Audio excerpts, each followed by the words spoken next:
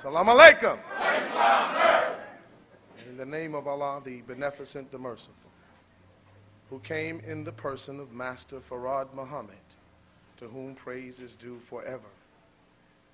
We thank him for his coming, and we thank him for his search among us to find one who would be worthy to carry the weighty word of truth in a wicked world of lies. His search among us was to find one who had the Constitution, to bear the weight of that word and to strive in spite of opposition from without and treachery from within. He needed one who would come to his people consistently, indefatigably, without tiring, without stinting, and gave that man a message to give to us, and he did it. And the man who gave us that message, we call him the messenger, but he's so much more than that. I speak of the most honorable Mr. Elijah Muhammad, messenger of Allah to us all. And certainly, my dear beloved brothers and sisters in the Western region, it gives me a great honor and a privilege to thank Allah openly and publicly for your big brother and mine. A standard bearer, a comforter, a reminder, a friend, an ombudsman, an advocate, a defense attorney. You know who I'm talking about. The man that when black America gets in trouble, they come to him. I don't care who you are. When you get in trouble and you're black, you come to that man. Even if you're a politician and you repudiated him yesterday, when you get in trouble tomorrow, you run over to Farrakhan today. I'm talking about the man that stood for us when we was too weak and afraid to stand for ourselves. I'm talking about the man that's the example of the man we want to become.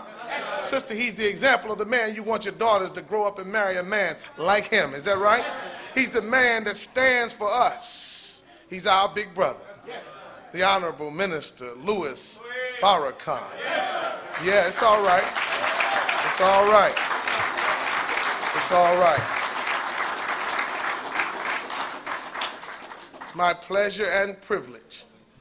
It's essential that we begin our short talk this afternoon with love and gratitude. Because the Honorable Minister Louis Farrakhan is the exemplar of divine and sublime morals.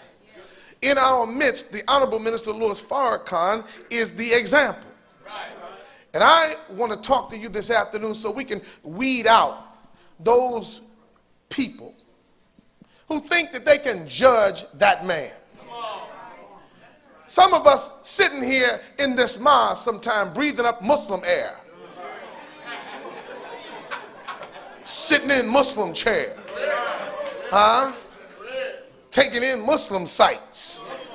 Got the nerve to sit up here and tell people in a discussion, you know, I don't agree with everything the minister says. That's the talk of a fool. Because the first thing that you got to do is understand what it means to agree.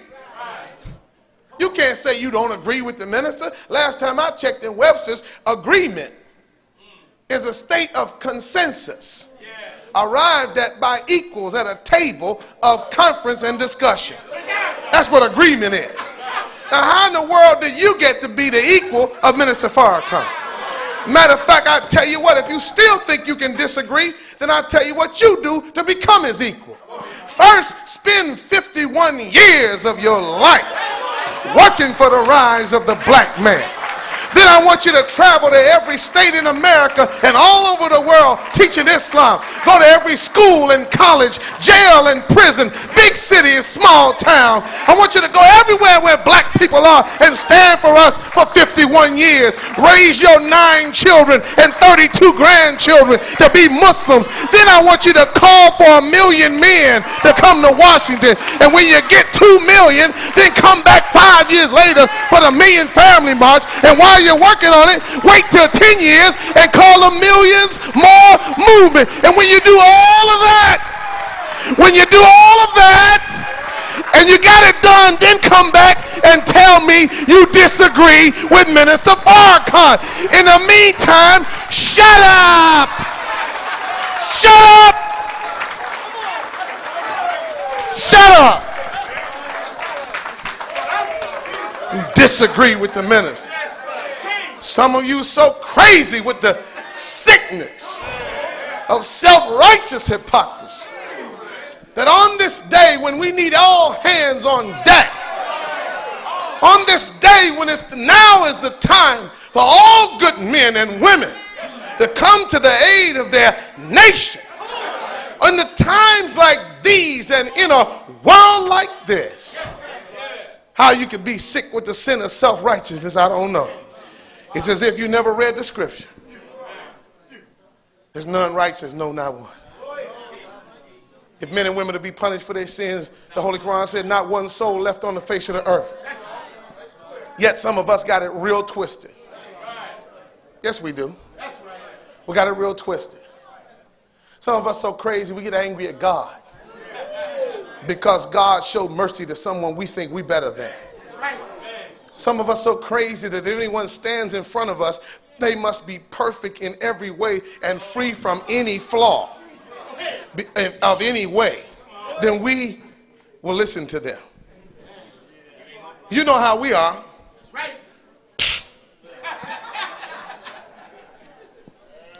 Minister Jamil, what he gonna tell me? He fat. That's how we talk, you know what I mean?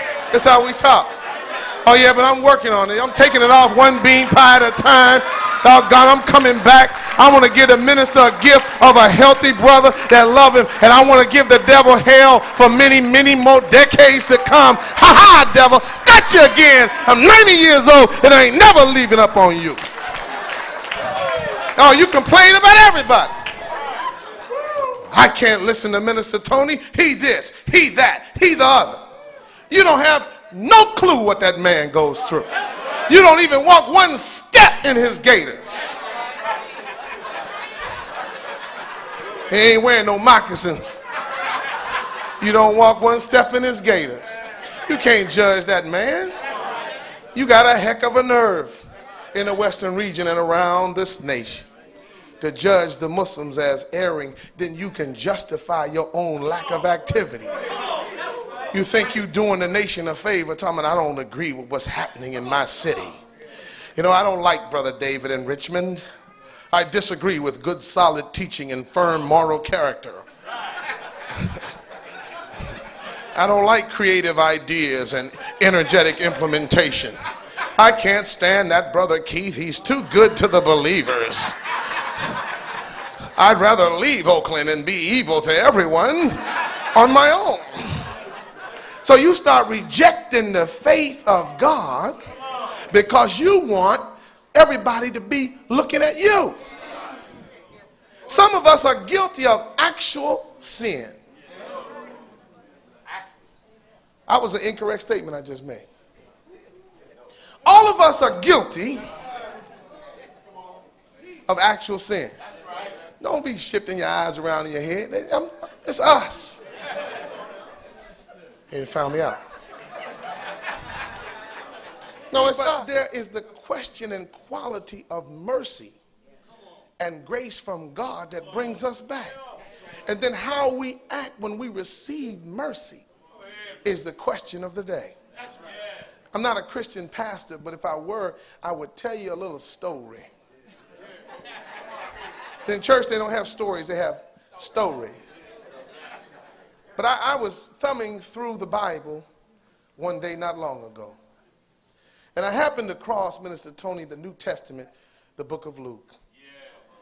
And thumbing through those onion skin pages and admiring the gilt edge, I got down to Luke 15, where the story is told that's so familiar to many of us of the prodigal son. That story is familiar because they had it in Sunday school 3-4 times before we reached age 16 and was free enough to stop going. So we know the story. But if you recall correctly, there was a family of righteous men and women living in a land of community, or a community which was also populated by the righteous. And that family had some sons. one of which was a young, energetic visionary of a son. And upon learning that he would, on the death of his father, receive a significant sum in inheritance, then he decided to cut a deal for what amounts to an early buyout. What he said was, Daddy, look at here. I know that this is due to me upon your passing, but I don't really want to wait that long. Is exactly what he said. You were there. He said, give me mine now. Right now. He said, I want to take my money. I'm going down to the bank. Matter of fact, Daddy, have the lawyer cut me a certified check. And he went down and got the certified check. This is the modern version of the Bible. They don't have the words like this in this one, but I'm just going to tell you what we understand. He went down, Brother Minister Tony, took that check and got out of town. Only thing he did before he left, he went down to a car dealer and got him a big body Caprice. He blacked out the windows, set it up on some 22s. Huh? He dubbed it up. He put them 16s in the trunk, pumping more bounce to the ounce. Huh? He had that thing on some switches and he was rolling. He spending his money, you know what I mean? He got fresh to death. Huh? And you know, he went over to Burton's in the Fox Hills Mall. He got sherbet gators and two-piece linen suits, and he was ghetto proper. You know what I mean? He got in his ride and rolled out of town. All right, Daddy, Assalamu alaikum. Rolled out. Got into town in the foreign area, and the scripture says he began living a riotous life among a strange people in a foreign land. That riotous life that the prodigal son began living was the kind of life that many of us who have no knowledge of self would live if we had the resources that he had. So we are familiar with him, and when we hear of his tale, we understand it. First thing he did when he got to the foreign land, he went into the pub, the club, the bar. So set him up, Joe. Huh? As everybody else, what they drinking is on me. What I need is 3 shots of Hennessy.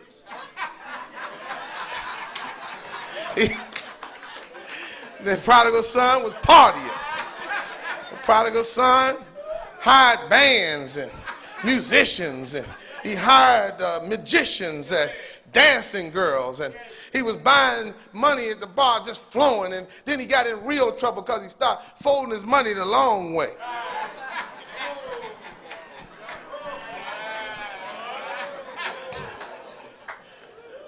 And he ran through that money real fast, brother.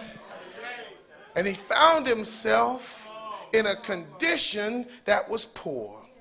He found himself, brother, in a foreign land with no job, no money, no way to get back home because he burned all the bridges that brought him over. And everybody that was used to hang out with him and be his friends didn't have time for him no more. He was like Louis Jordan and Bobby Womack.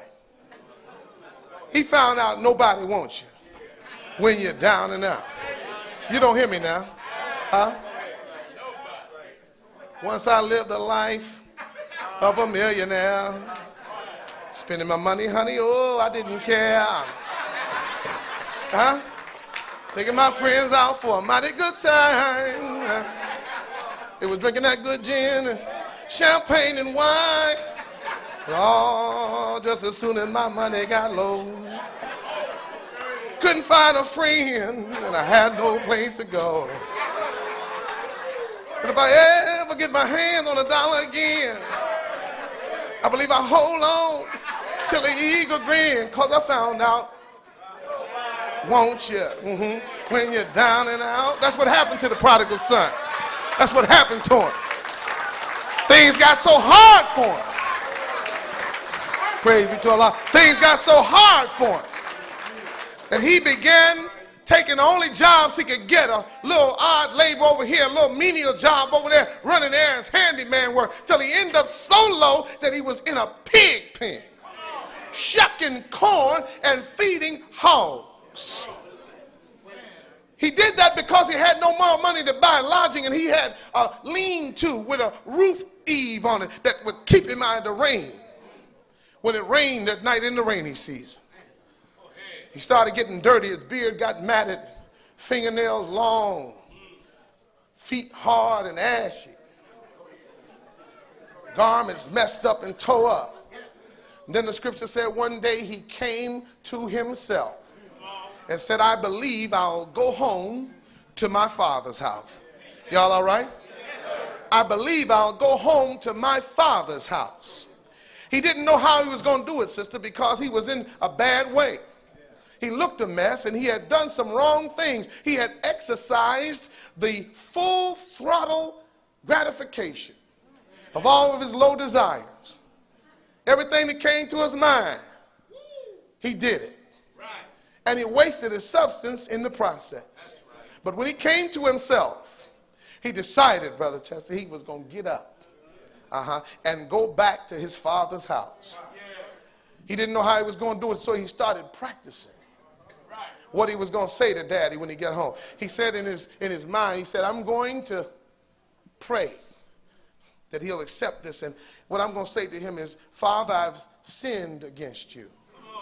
And I've sinned before God. And I know that I have no right to return to my former place of priority in the birth order of your inheritance. But if you could just please let me on the grounds of the property.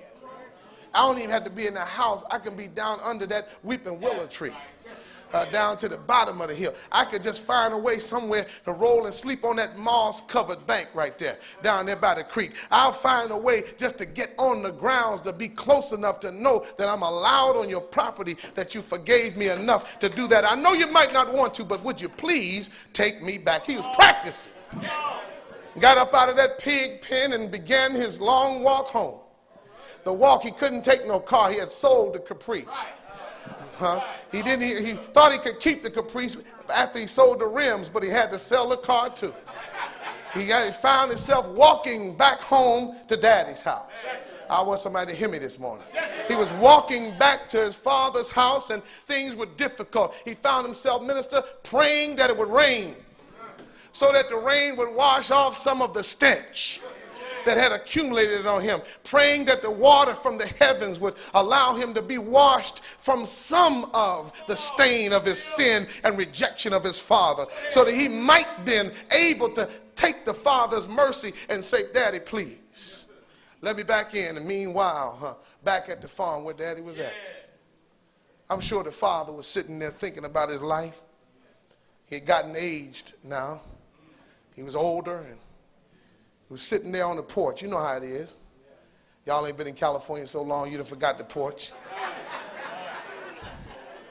I can see Daddy sitting up on that porch right now in the rocking chair, brother. With a pair of them big Smith overalls on with the green trim. And one of them undershirts with 3 buttons at the top, long sleeve. Pair of them Brogan boots. You understand what I'm talking about? Yeah, just sitting up on that porch, just rocking and thinking about how good God had been to him in his life, wondering about his children and praying for their safety and well-being, because no matter how your children do you, no matter what they do wrong, you love them. Am I right, parents? You love them and you want them to survive. And so he was sitting there on that porch rocking, thinking about all how blessed he was with his sons and his daughters and the increase of his land and his properties, and how the crop had come in this year and he got a good rate for it at the market. Things were good for him, and of course he missed his son, but he knew that he was favored by God nevertheless. Little did he know that his son was walking toward him at that time. But if you walk now in some areas of the country, like over there in East Texas, when you come out from the Golden Triangle and start going up there, you get some hills out there in the country before you get to Prairie View. Am I right about it? And here I can see the son walking, praying, asking Dad to accept him. Sure enough, brothers, the daddy's sitting on the porch. There's one thing about parents. No matter how long you've been gone, no matter how you go through changes, a parent always knows his child. Don't the mother know her child? The father know their child? I don't care how long he been gone with his football career, Brother Mr. Tony. If Brother Khaled come back, you know him, huh? That's my boy.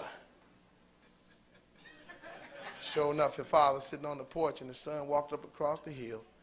He got to the top of the road by that gravel driveway right there by that white picket fence. He got turned that corner by the mailbox, and you know where they put that strap out there for the horn. He come right around there.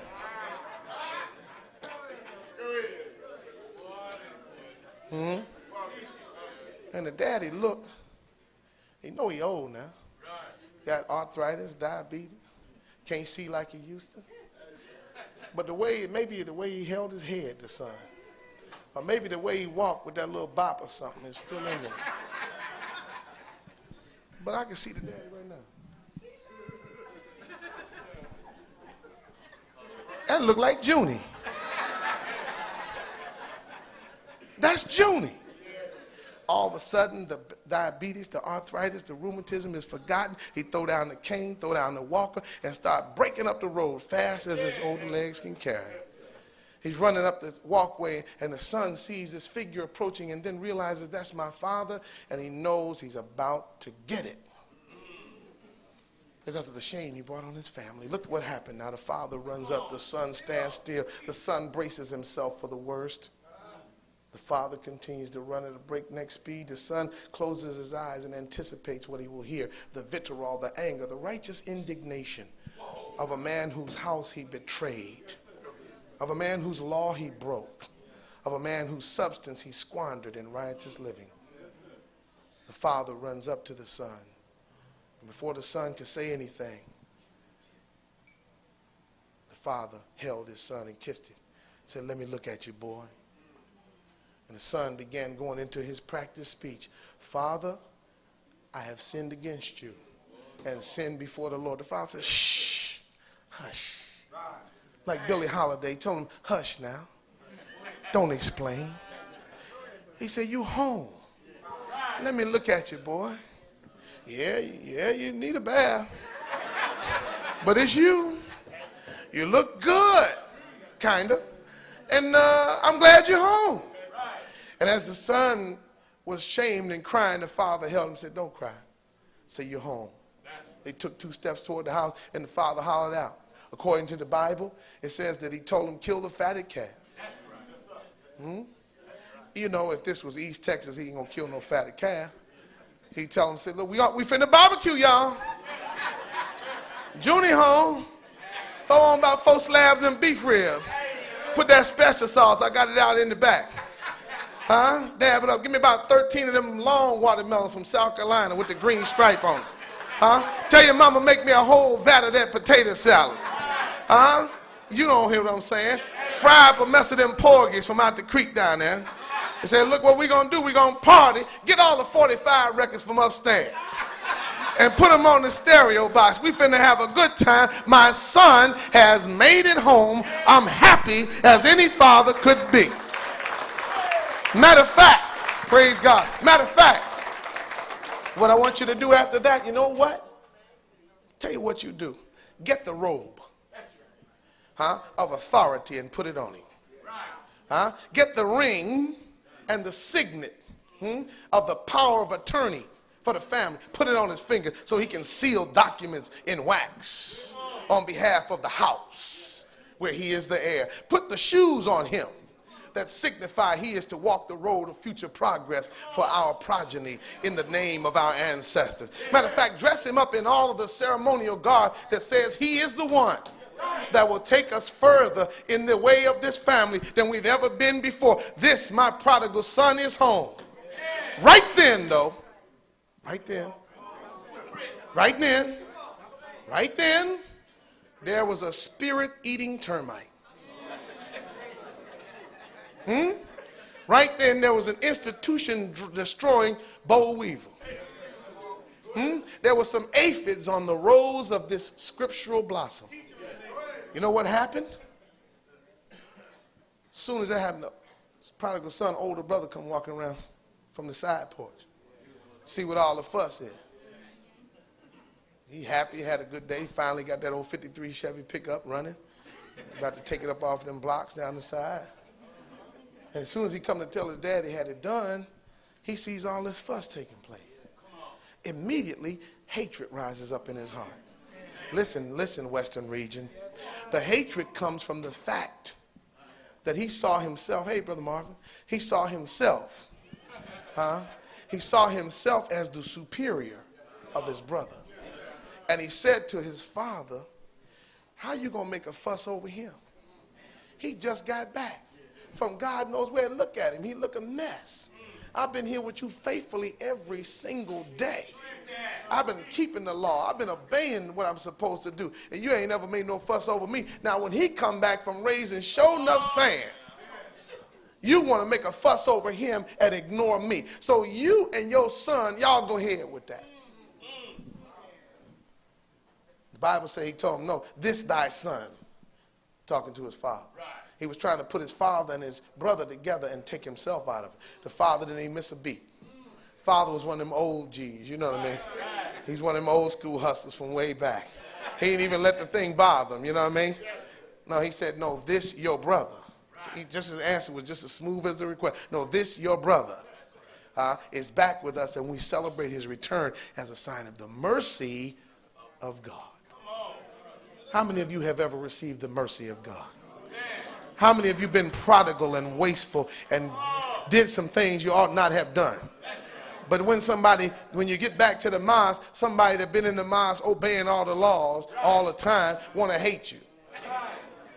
Now, you should obey the law. You must obey the law. The restrictive law of Islam is our success. We got to have law, but we're happy over the return of one of the sheep who had gotten lost. You don't act like you better than them. As soon as they come back struggling on, crawling on all fours, trying to get back to the mosque and breathe a breath of fresh Muslim air, first thing you ask them is not how you feel and glad to be back. First thing you ask them, where you been? You ain't been here. Why you coming here now? Full of hate. Take that hate off and stop being the older brother. You see, the prodigal son was a sinner. The prodigal son was a sinner. He sinned. He was guilty of sins of the flesh, no doubt. But his sin, which he applied for and received forgiveness for that sin, was a sin of the flesh. His brother's sin was worse because it's a sin of the orientation of mind.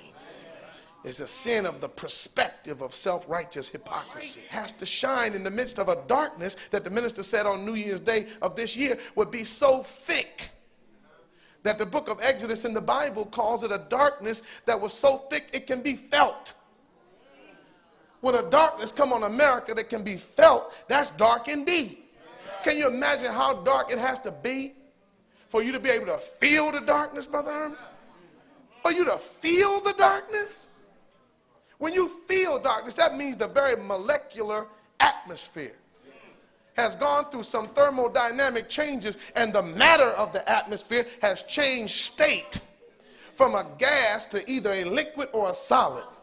No more computing with Avogadro's number to try and find the number of molecules of any gas in a mole. It don't matter because it ain't a gas no more. It's so dark you can feel it. And when you can feel the darkness, you can't even move in the darkness. So the Bible said for 3 days they couldn't get up, they couldn't move, they couldn't stand, they couldn't do anything. But there was light in the dwellings of the children of Israel. I said children of Israel because it's us. Not the children, that might be somebody else. I'm talking about the children of Israel. There was light in our dwellings, even though it was dark. Now, the darkness is so thick that it can be felt.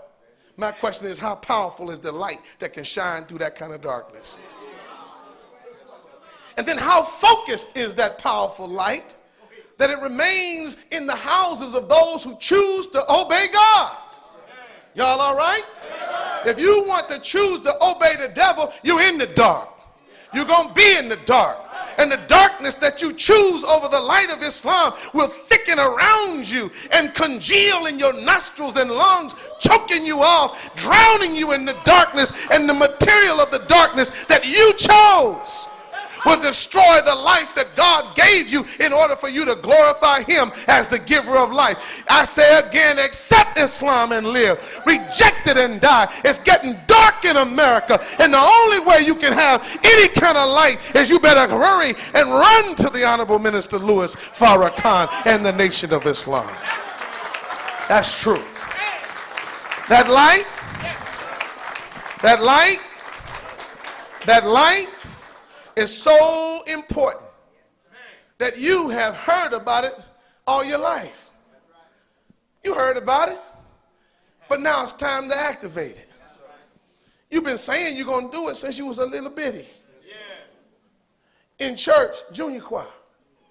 The first song you learned was Jesus Loved Me, This I Know. Why? Because you remember that? Huh? You learned that song in church, didn't you, Brother Rob? Huh? That was number one. Now, number two, what's the second song you learned? This little light of mine, I'm going to let it shine. This little light of mine. Come on, y'all. I'm going to let it shine. This little light of mine. What? I'm going to let it. Say what, y'all? Uh-huh. Okay. All right. Now, so you know you got you a little light. Is that right? Huh? It's been little hints at it all along. You know you got a light. You've been using your light for the wrong stuff. Huh? You've been singing the wrong song. It ain't about, come on, baby, light my fire. That ain't what it is. It's not about you going to an arena for a show with P-Funk, Bootsy Collins. As soon as they come out and the lights get dark and the mothership come on the stage and you high as a kite, first thing you do, click out a light. Ah, that ain't the light I'm talking about. I'm talking about the light of spiritual direction in a world of darkness that only has been deposited in you, the sons and daughters of Africa in America who choose to follow the Honorable Minister Louis Farrakhan. What's your choice today? Brother Khaled used to say, you can get with this or you can get with that. But you better get with this because this is where it's at. That's what time it is. I'm so glad I'm a Muslim. So proud I'm in the Nation of Islam.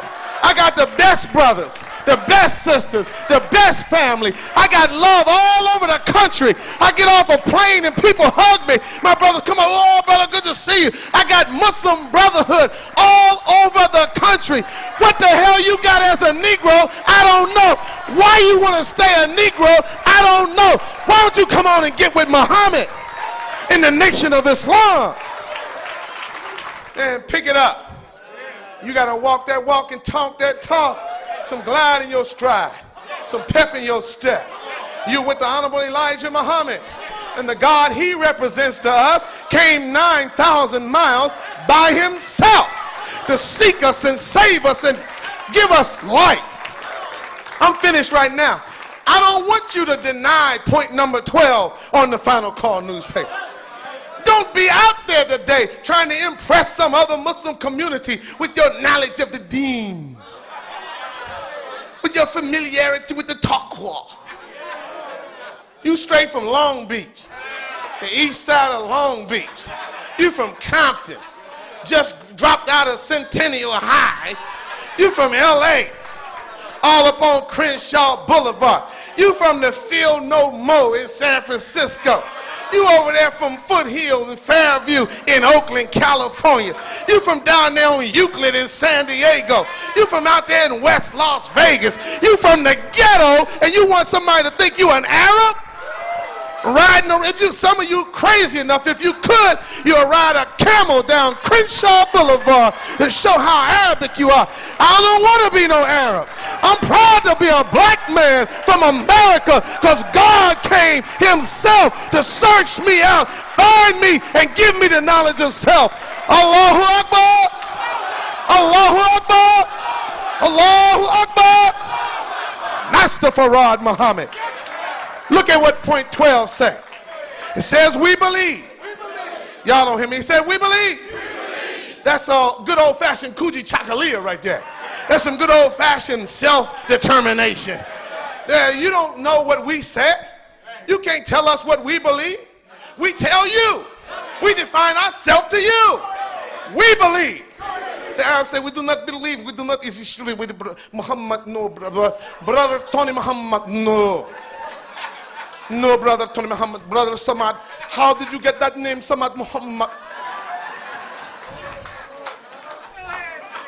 You do not look like Samad to me, you look like Jimmy. tribes always want to pull the plug on you. God's man called me Samad Muhammad. God's man gave me Muhammad. You are not Muslim.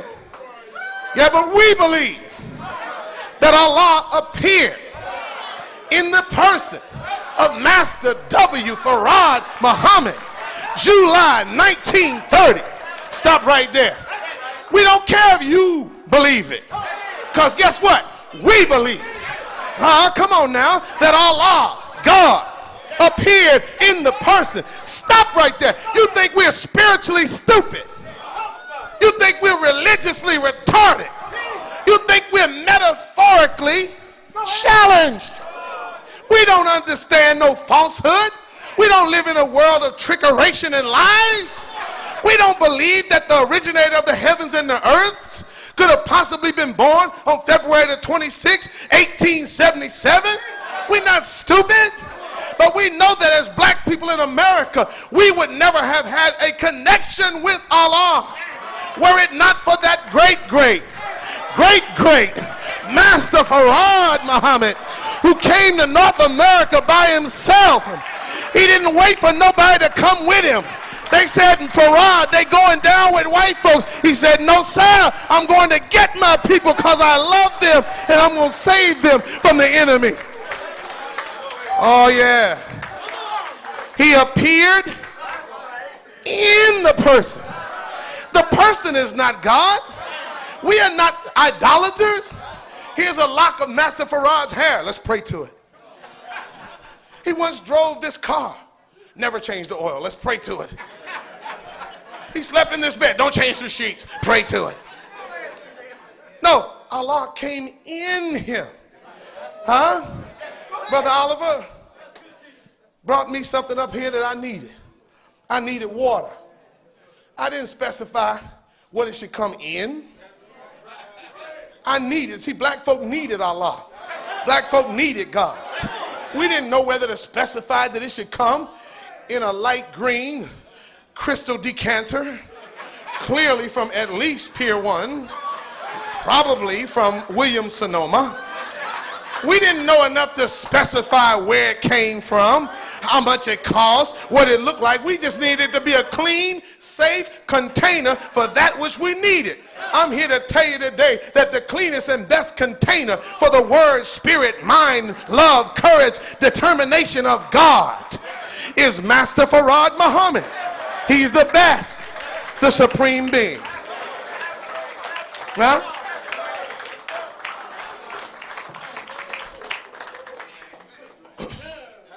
Y'all mad, huh?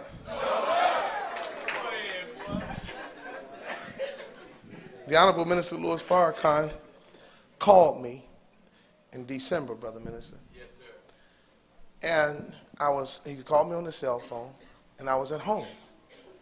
And you know how you pick up the cell phone? Yeah.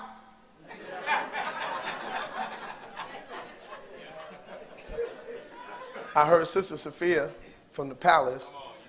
Salaam alaikum, Brother Minister. I said, yes, ma'am. Stand by.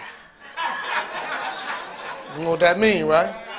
Now, I'm home on a cell phone. I'm in Baltimore. The minister's in Chicago. What the first thing you think I start doing? Walking around.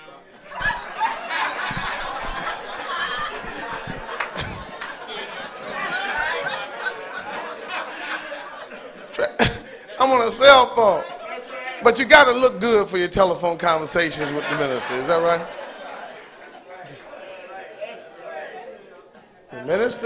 The minister came on the phone.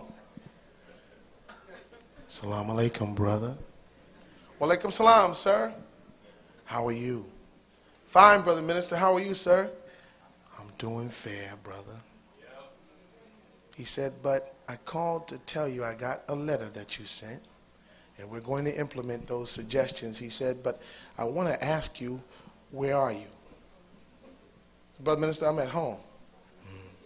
We've got to do something about that.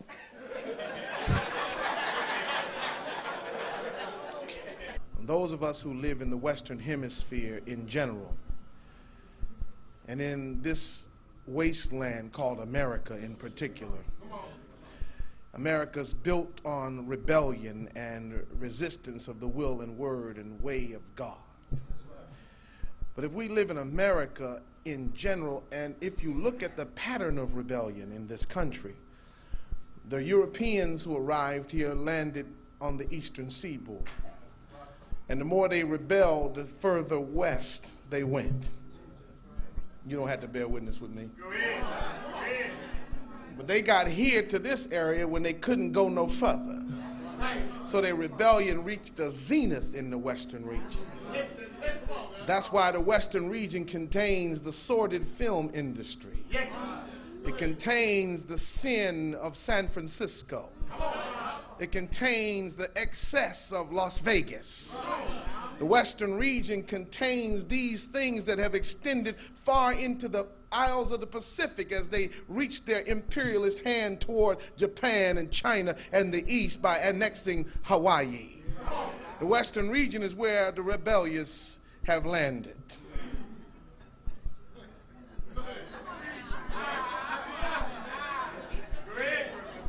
But if we live in America and we live in the western region, we better be especially thankful that Allah has chosen to exercise his divine prerogative, whereas he could have empowered an emissary or assigned an ambassador or delegated a diplomat.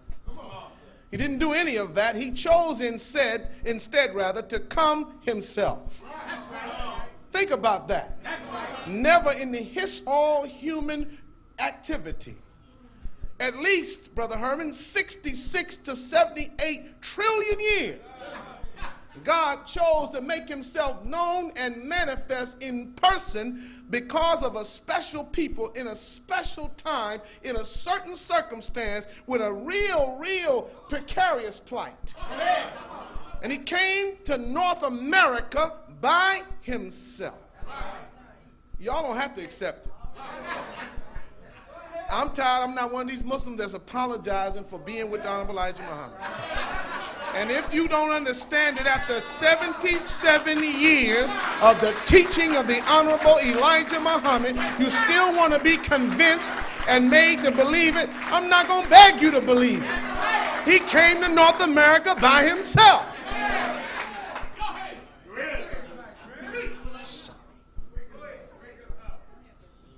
But he came and raised up a divine leader, a divine teacher, a divine guide, a black man born in Georgia. Even though we're in California, some of y'all got kinfolk in Georgia. Am I right or wrong? A black man born in Georgia and whose life in microcosm mirrors our experience in macrocosm. The Honorable Elijah Muhammad is his name. Don't ever forget that name. They want you to not regard that name properly. They want you to forget that name. They want you to act as though he never came and never did any work. But black America would be vastly different today had he not heard the voice of Master Farrakhan Muhammad and responded to it from September 31 on up to the present time. You wouldn't have the Black Panther Party were it not for Elijah Muhammad. You wouldn't have the Jackson brothers, the Soledad brothers, if it weren't for the Honorable Elijah Muhammad.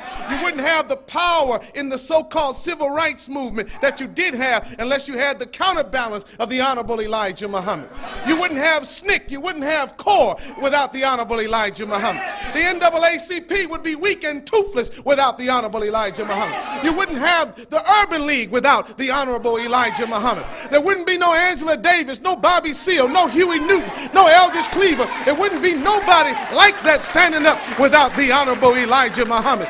You wouldn't have Stokely Carmichael and H. Rap Brown and Kathleen Cleaver without the Honorable Elijah Muhammad, the messenger of Allah to us all. You better give him his due. You better give him his due.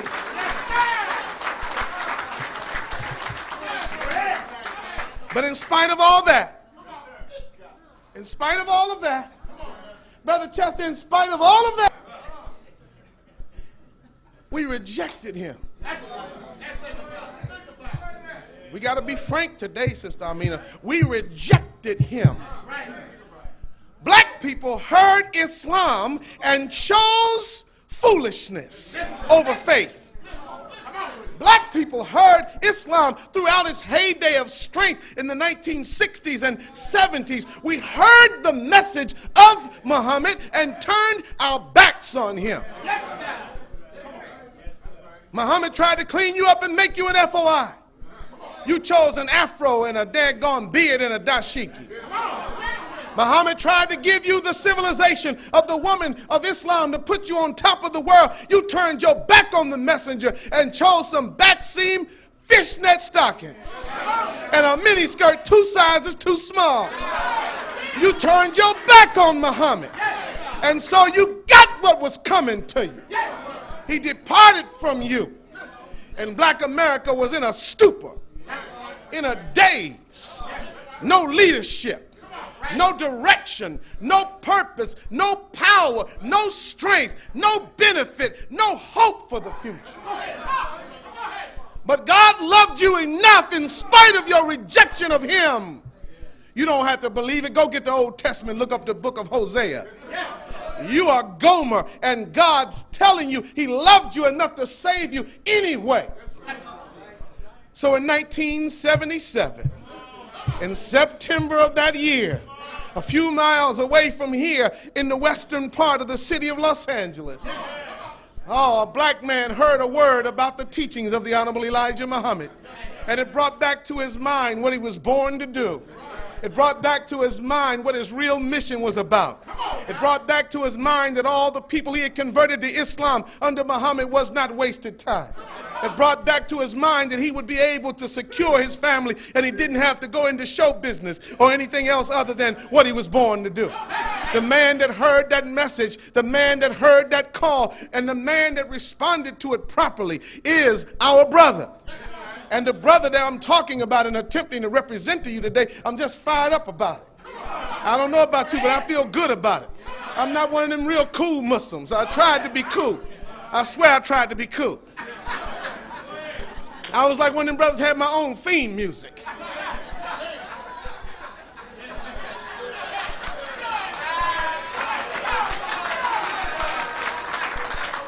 But it didn't work. Because when I think about how good God has been, when I think about how merciful he has been, when I think about how much he has saved us in spite of our ignorance and the man that he gave to us, a chance that we can't turn down. You got to be 400% crazy. That's right. Brother Kareem, you got to be 24 karat stupid to reject this man that God has raised up in our midst today. He made him irresistible to you and me. You want to resist, I know you do. But just like Charles Boyer used to say in the B movies of the 40s when he'd be romancing one of them ladies that he had a thick French accent, he would say, "My darling, there is no need to resist. It is bigger than both of us. You might as well give in."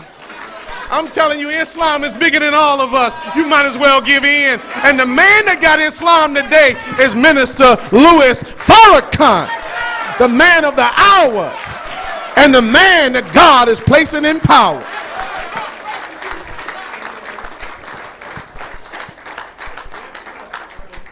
So I greet you today in the greetings of peace and paradise. We say, Assalamu alaikum. To Minister Tony Muhammad, those who labor with you, my dear beloved brother, in Los Angeles and for the Western region, to those brothers in the ministry who are here from the surrounding cities and areas, to those of you who are watching this telecast or webcast via the high technology that Brother Eric and the brothers put together from throughout the Western region, so from Anchorage to Honolulu. Yes, from Seattle all the way down to the dusty shores of the outskirts of Phoenix. Over there to Las Vegas and Denver and all the other cities, we send to you the greetings of Assalamu alaikum. I know you think it's a real coincidence that every year on Super Bowl Sunday, somehow, Brother Bilal, I end up in L.A. Who knew? He did. You see, the one thing that matters most of all is guidance. Guidance. And I want you to know that the currency of Louis Farrakhan is guidance.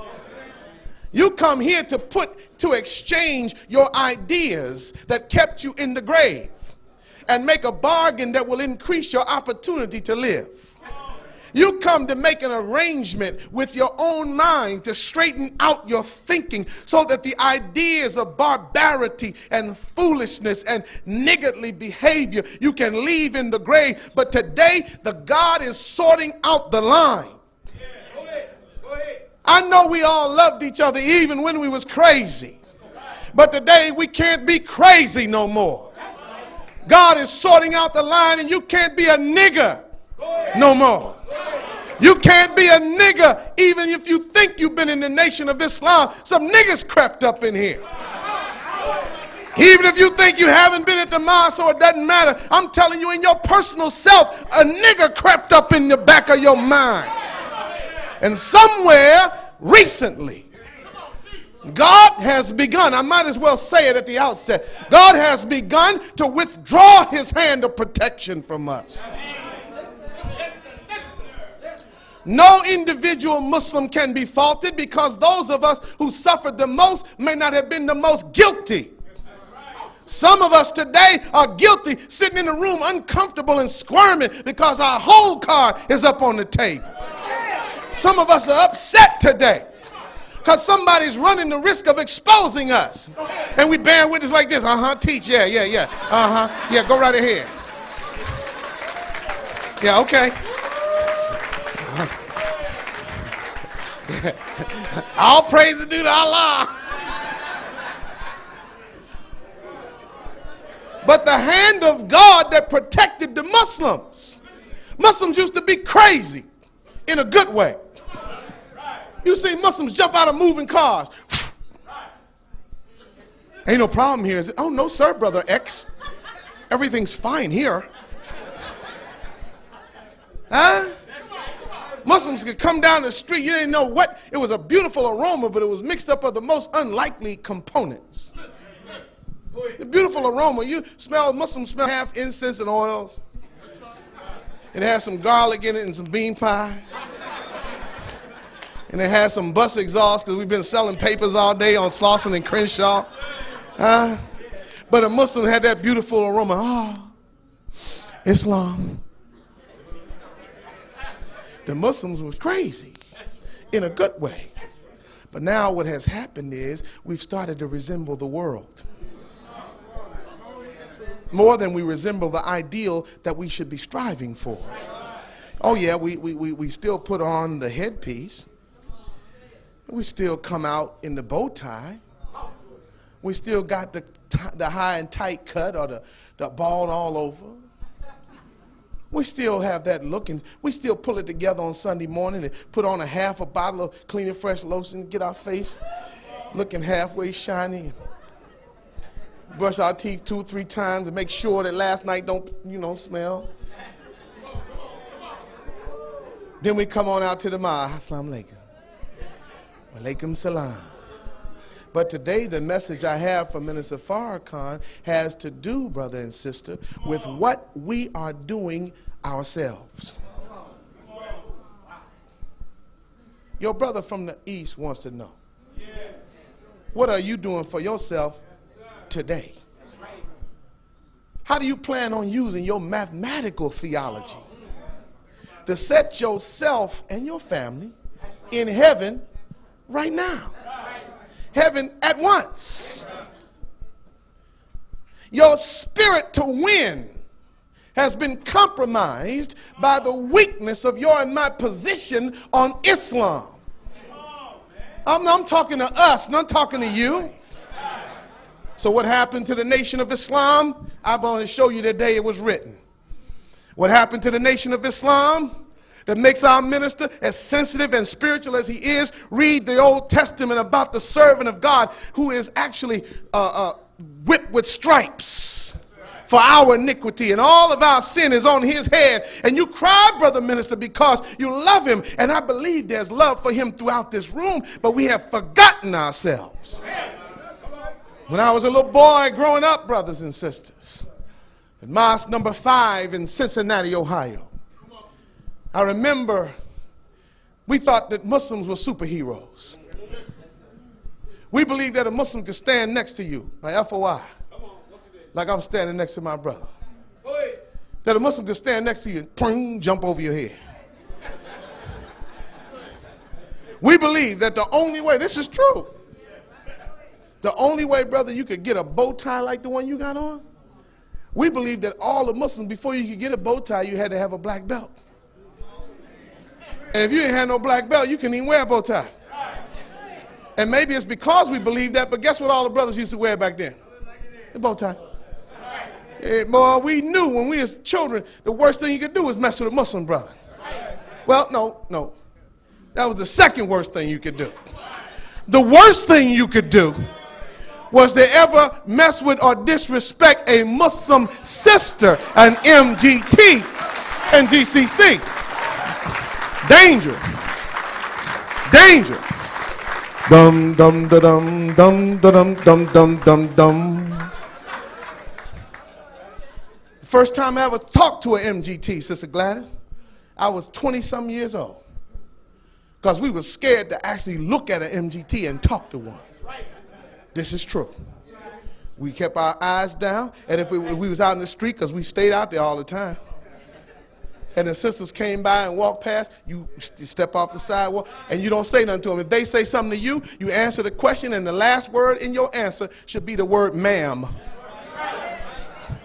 We didn't even believe that the MGT feet hit the ground. But we just see them glide in them white outfits. MGT. Superheroes. Even Muslim children were superheroes to little ghetto children. When I was in the 3rd grade, there was a boy down the block from me that went to Muhammad University. I went to public school. Brother Smart, I would come out the house in my little Sears tough skin jeans. And you know they used to have them iron-on patches when you make a hole, and it's supposed to be denim, but it's always a different color. You know what I'm talking about? And iron that patch on there. And I had me a pair of red ball Jets because I was trying to move up to PF Flyers and then Chuck Taylors. I was in 3rd grade, man, with my red ball Jets and tough skin jeans. I had one of them Leave It to Beaver t-shirts with the stripes going sideways. Hair going whichever way. They had no books. Because they had books then, but we didn't take them home because, you know, if you could avoid homework, you avoided it. That's what Negroes do. I would come out the house to go to school in the morning, and the little brother lived down the block, went to Muhammad University of Islam. His world was different. He came out the house every morning in a blue 3-piece, a crisp white shirt, a navy blue bow tie, some shoes shining. He had that close haircut. We even used to have a haircut we asked for in the barbershop. Give me a Muslim cut. Number 1 with the grain part on the side, Brother Robert. You know what I'm talking about. Huh? The Muslim cut, huh? Yeah, the Muslim cut. Back then, they used to wear the part down here on the side, you know what I mean? That was back in 19... You know. And that brother would come out the... Shut up, y'all, shut up. And he would come out the house, he would come out the house, and they had bought a fleet of buses at Muhammad University of Islam, number 5. They was Mercedes-Benz buses. They was white and blue on the bottom with white print on the side. It said, Muhammad University of Islam, number 5, Cincinnati, Ohio. The bus would roll up on the block, and the brother would stand there and get on the bus. He would stand at the front of the bus after he walked up the steps. He would say, Assalamu alaikum. And everybody on the bus would say, Wa alaikum salam. And the bus would close the doors on the rest of all of us public school children. And we'll ride up the block, and we be in it. It was different for even Muslim children. The men were bad, the women were bad, the children was bad.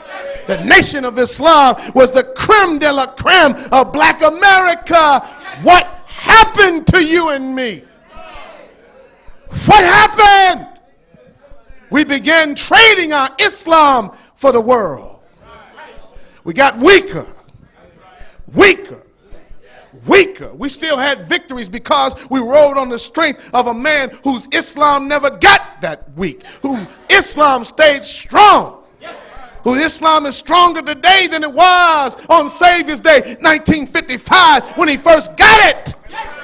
His Islam today is better, truer, more accurate, more successful. But our Islam, we made a deal, a Faustian bargain with the devil, the prince of darkness, the lord of the underworld. We made a deal with the devil. I'm tired of waiting on Muhammad to bless me with some money. I'm tired of waiting on Allah's change to come. So let me start doing this and a little bit of that. I know this might be a little bit off the board, but then you justify, I'm taking from the enemy. I'm taking from the devil. I ain't taking from black people, I'm taking from them. But you still a damn thief. So you gave up your Islam and became a thief. You got tired of waiting. I've been in the mosque 3 months.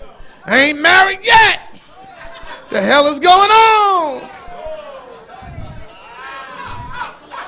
These uniforms too big.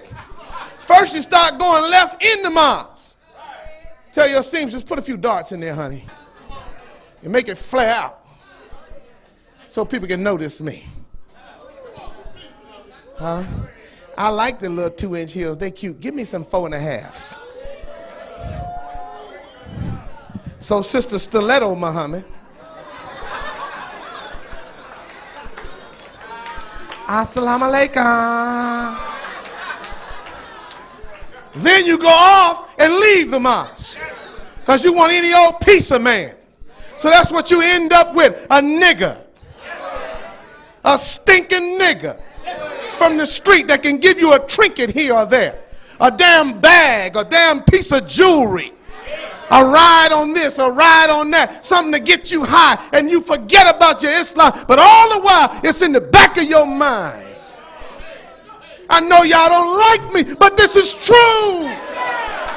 I know you don't like me, but we got to claim Islam back. I do, you do, we all do. We got to claim our Islam back.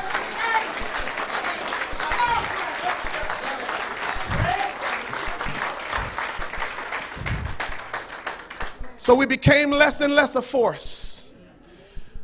The vanguard of the black struggle for freedom, justice, and equality, which we once occupied alone, solely, and uncontested.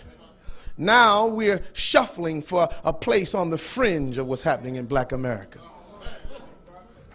The struggle that you went through, Sister Rosetta, Sister Priscilla, the things you fought for in the Nation of Islam to establish righteousness and build a system of education to train young black people. You watched us fritter it away for vanity and selfishness and lust for power, greed for money. If I don't never talk to y'all no more again, you might as well hear me what I'm saying, because I'm not making nothing up. I come to you from the Honorable Minister Louis Farrakhan. Take it or let it alone. Take it or let it alone. I sat with Minister Tony at the foot of Minister Farrakhan on more occasions than I can count. And on one particular occasion, himself and me and a bunch of us came back to a hotel room in Chicago. We sat there and the floor was wet with the tears of grown men who agreed that we would never let our minister down. That he gave his life for us and we would sacrifice. Now, brother, I don't know what you said, but I ain't never told nobody I was Jesus. I don't believe Minister Tony told you he could walk on water. Not without some water skis. We didn't tell you that we was holy people. We said we're going to try to help the minister. But you sit in your comfortable seat with your sliding scale of morality, and in order to justify your own deviation, you must look at every flaw, every fault, every shortcoming, everything that seems to be wrong. But I'm going to tell you right now, you might as well, if you need me to be perfect, before I can say to you what I got to say to you today, you might as well roll on out. You might as well get to the Super Bowl party or something. You might as well go change into your hot pants. You might as well go and put your biker shorts on. Leave up out of here, because I'm not perfect. But I'm perfect enough to tell you what I got to tell you. If you was perfect, maybe you get somebody perfect. But you messed up. You messed up. And even you is messed up. So guess who you got?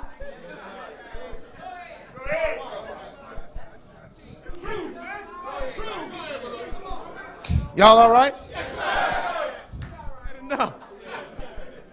So I thank Allah that he still got me standing here.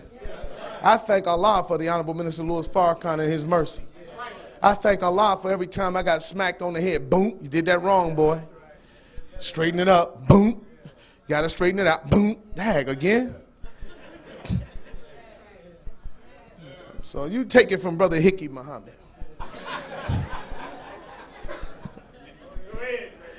That what we're about to say today comes straight from the minister. And I want you to hear where we are and then how to close this gap. How to make this happen. We were talking yesterday with Sister Charlene from the Final Call, the very capable bureau chief of the Western Bureau of the paper. That means that's a cue line for you to give her a round of applause. That's what that is.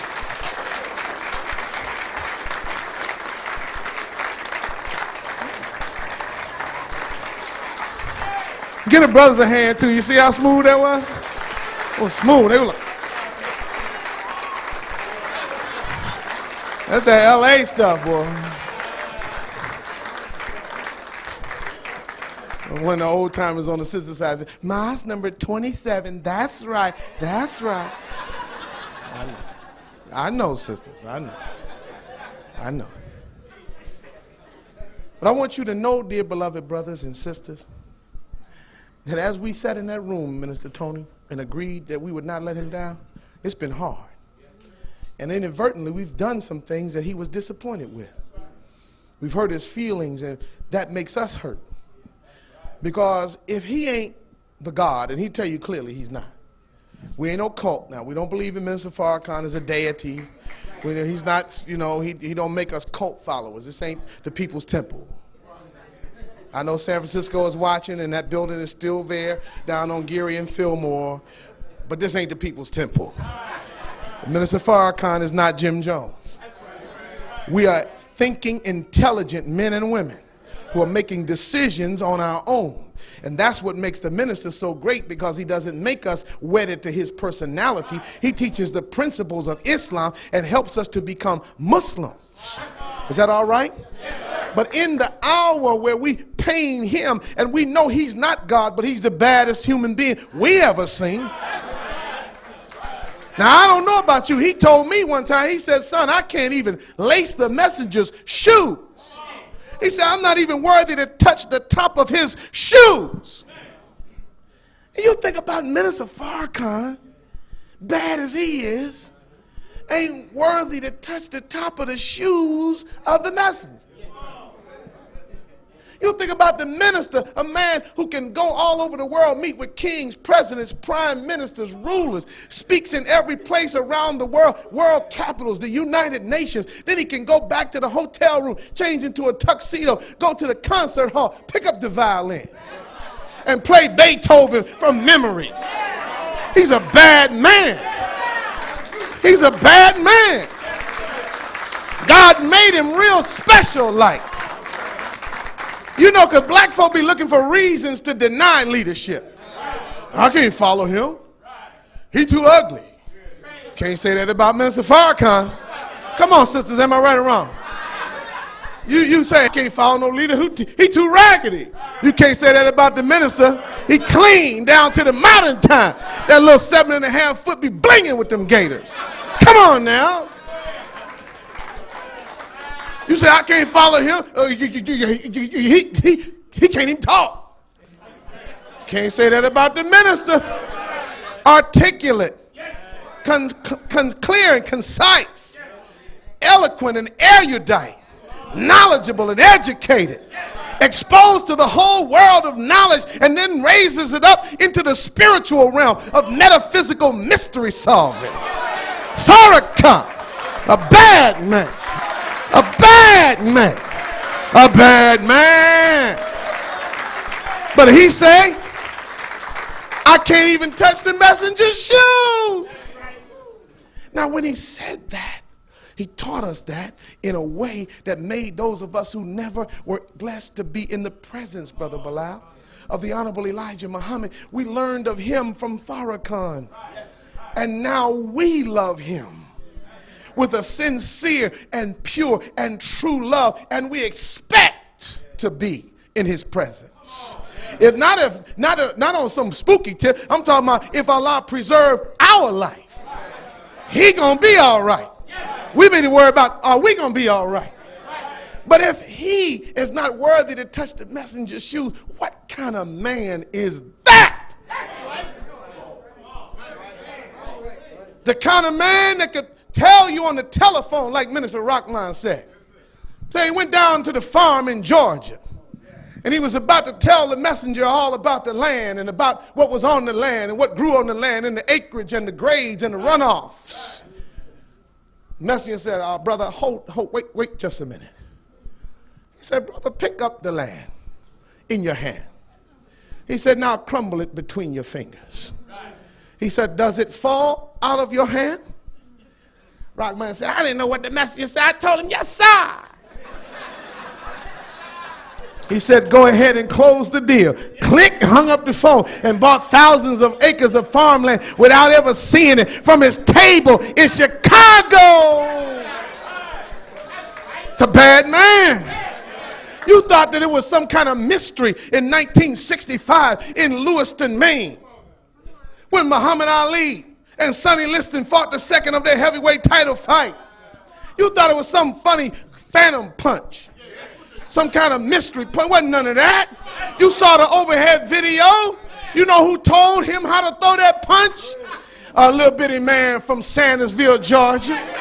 Got him in the room, said, brother, make it short and turn it over on him. Pow! Ali shot the punch, pow! Listen, say, oh, God! And Sonny, and you know the rest of it. Elijah Muhammad, the badder man than Farrakhan. And then Elijah Muhammad said this. He said, if Master Farad Muhammad left me for a fraction of a second, you would be looking at a walking fool. Now I want you to think about that. Because you know Farrakhan. And Minister Farrakhan has abilities, uncanny abilities, to speak into your heart and spirit and into your mind. But you turn down what he says, reject the teachings of the messenger, and the word of God becomes a faint, distant memory, smaller and shrinking in the rearview mirror while you careen on the road to hell.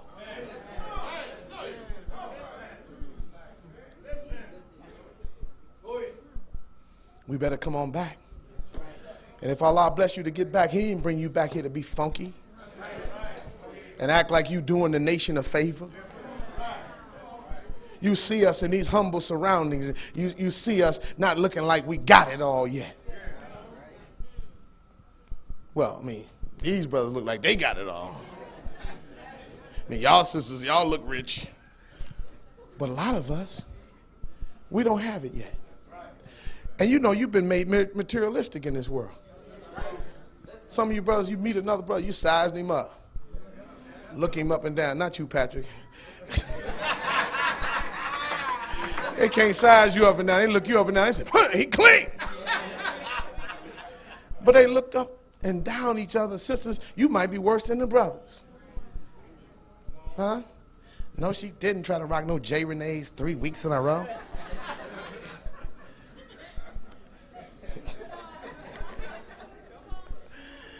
You know, I try. Sister Deidre in the back, you are so wrong for that. But you know, we look each other up and down and judge each other. But you can't look upon the heart of another person.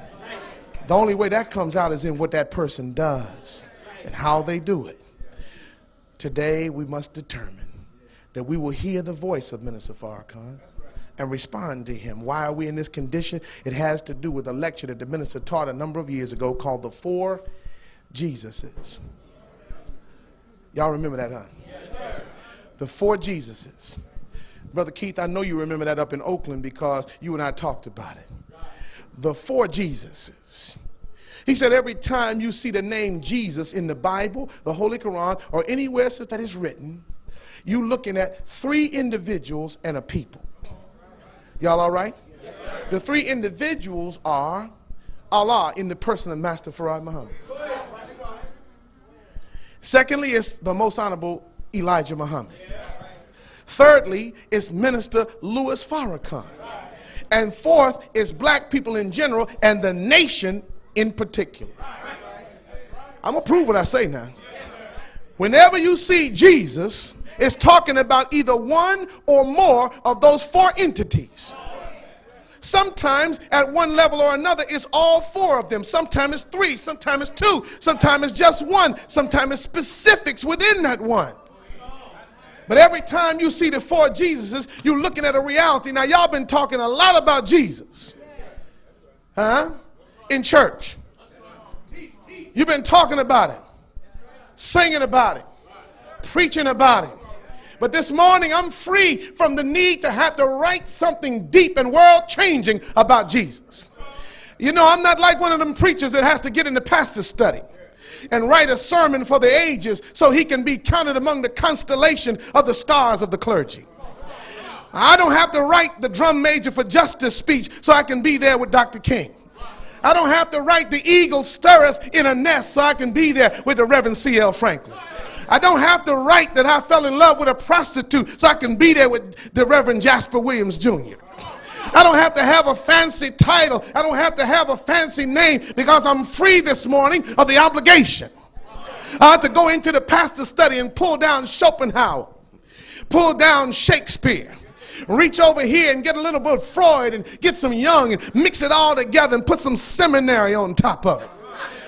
Slice it up real good and serve it on the plate of Christian religion or Islamic theology. I don't have to serve it like I'm a Buddhist monk.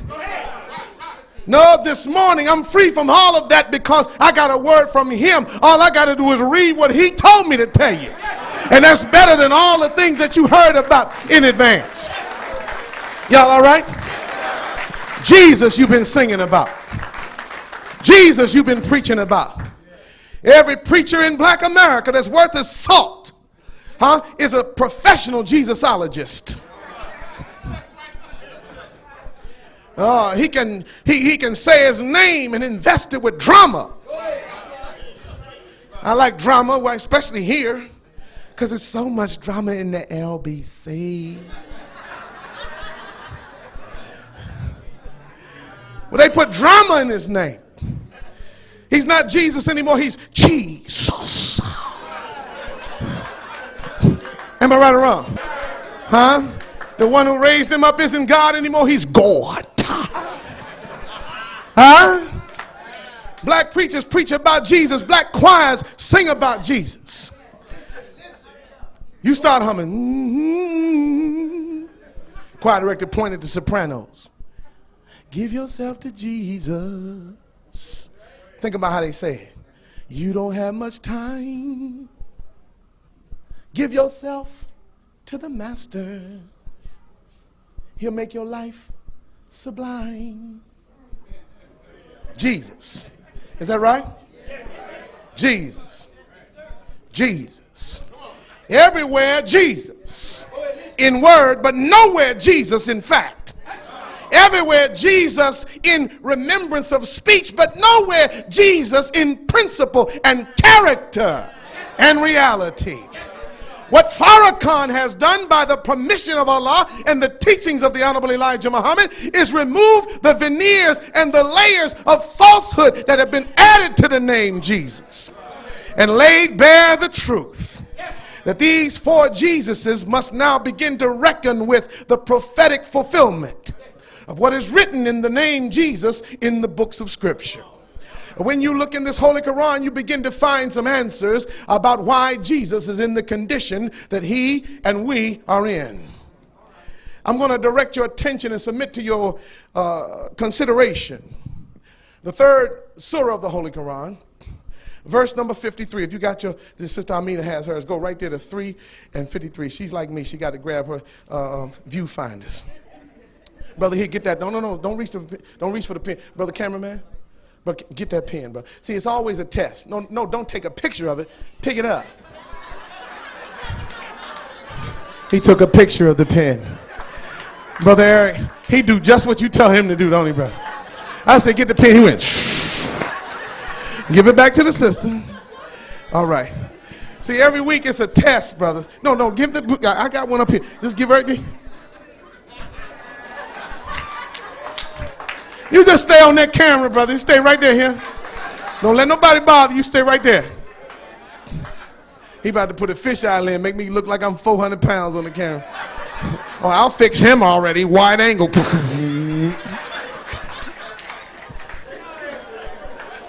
Woo! But you see some stuff happening right here, though, don't you, brother? You see it's going on. Ha! What? You saw that, Pete? You saw that? We on the way back, boy. Sure. I can't go nowhere with no little white boy. Then people come up to me and say, ain't y'all robbing big? So I can't do it. The third chapter, the 53rd verse of the Holy Quran gets into the meat of what we're going to do. And if you are with us in the various different cities, turn with us to that particular chapter and verse. When you look at 3 and 53, it gives you an overview that Allah understands the planning of his enemies. And the planning of his enemies figures into the current condition of his chosen, his beloved, his messenger, his Messiah, his people, his man, Jesus. God is letting you know that I know what time it is.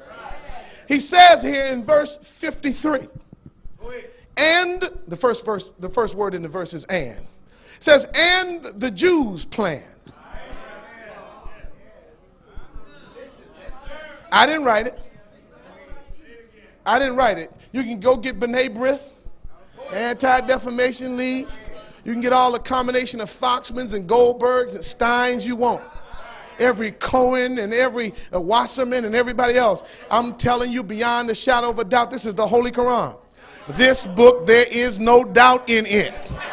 It is the truth from your Lord. In the newer editions of the Holy Quran, that's verse 54.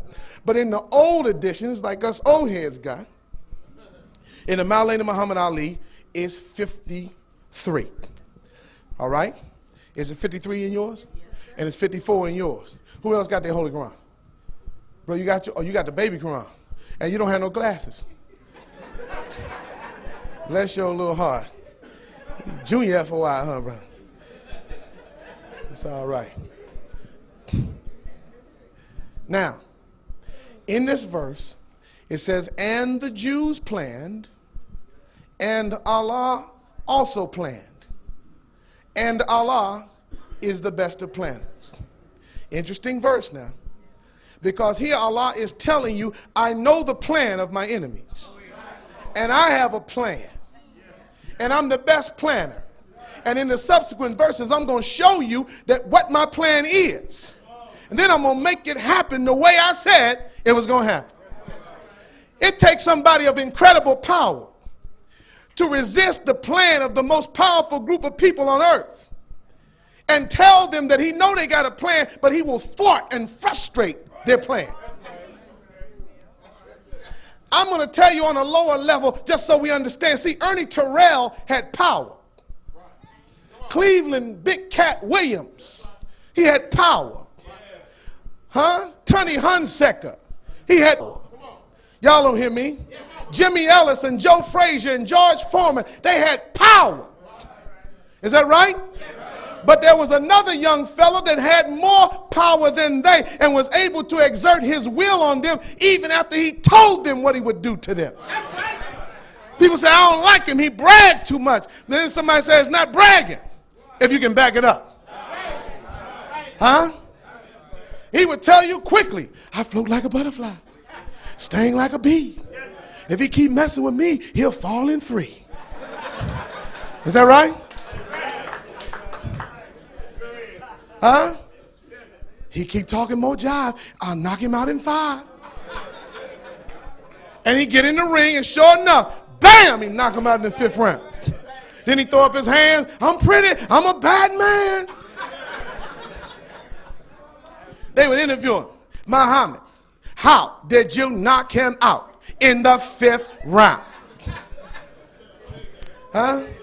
He be calling and said, first how I want to say all praise due to Allah. Came to person Master Farrakhan Muhammad. Thank you for the Compilation Muhammad. All praise due to Allah. Compilation Muhammad. But I'm pretty as a girl. He can't knock me, I'm pretty as a girl. He had more power. And his will was enforceable. Now let's lift it up to the spiritual level. If Ali got power in the ring, how much power does Allah have in the world below? Allah said, I know the Jews got power. I know they made these congressmen honorary members of the Israeli Knesset. I know they control the world of finance, entertainment. I know they control that world. Much of what the world does in industry, they owe in debts, interest-bearing debts. To Jews, prominent members of the Jewish community, they got the world by the short and curly. I know they got them like that, but I'm Allah. So he starts the verse and say, and the Jews plan. First word of the verse is what? And. Say it again. And. We're going to get back to that. It say, and the Jews plan. And what's the word after that? And. Allah plan. What's the next word? And. Allah is the best of plan. See, when you see the repetitive use of the conjunction and, is that all right? The conjunction and joins together. Well, let me just be honest about it from Saturday morning. It's hooking up words and phrases and clauses.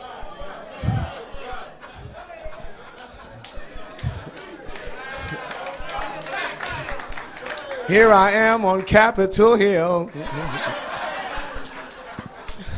You got to use everything you got, brother minister. You got to use everything you got. But when the word and repeated like that, it's more than just a poetic device to increase the iambic pentameter and the rhythmic flow of the scriptural writing. It's more than just that. The word and its repetitive use is there to reinforce that all of these things are happening at the same time. And the Jews plan. And Allah plan. And Allah is the best of planners. Let's get a little bit deeper and go to the next verse. Is that all right? Now look, here's Allah talking. He said, now Jesus, he talking to his man. Now look here, Jesus. Look at here. I'm going to cause you to die. And exalt thee in my presence. And clear thee of those who disbelieve. And make those who follow thee above those who disbelieve to the day of resurrection. Then to me is your return. So I shall decide between you concerning that wherein you differ. I love to see Minister Tony saying every word with me. See that? No. What this means is, and we didn't do this in advance. But if I get something from the minister, see, I got to come out and give it to you. Minister Tony been studying it. You better listen to your minister. You better help him help the minister in the Western region. You don't have no Rudy Poop Johnny come lately minister. Give Minister Tony Muhammad a hand. Give him a hand. Give him a hand for his sacrifice, his hard work, his dedication, and his strength. Minister Tony Muhammad, my big brother. Huh? Salute you, sir.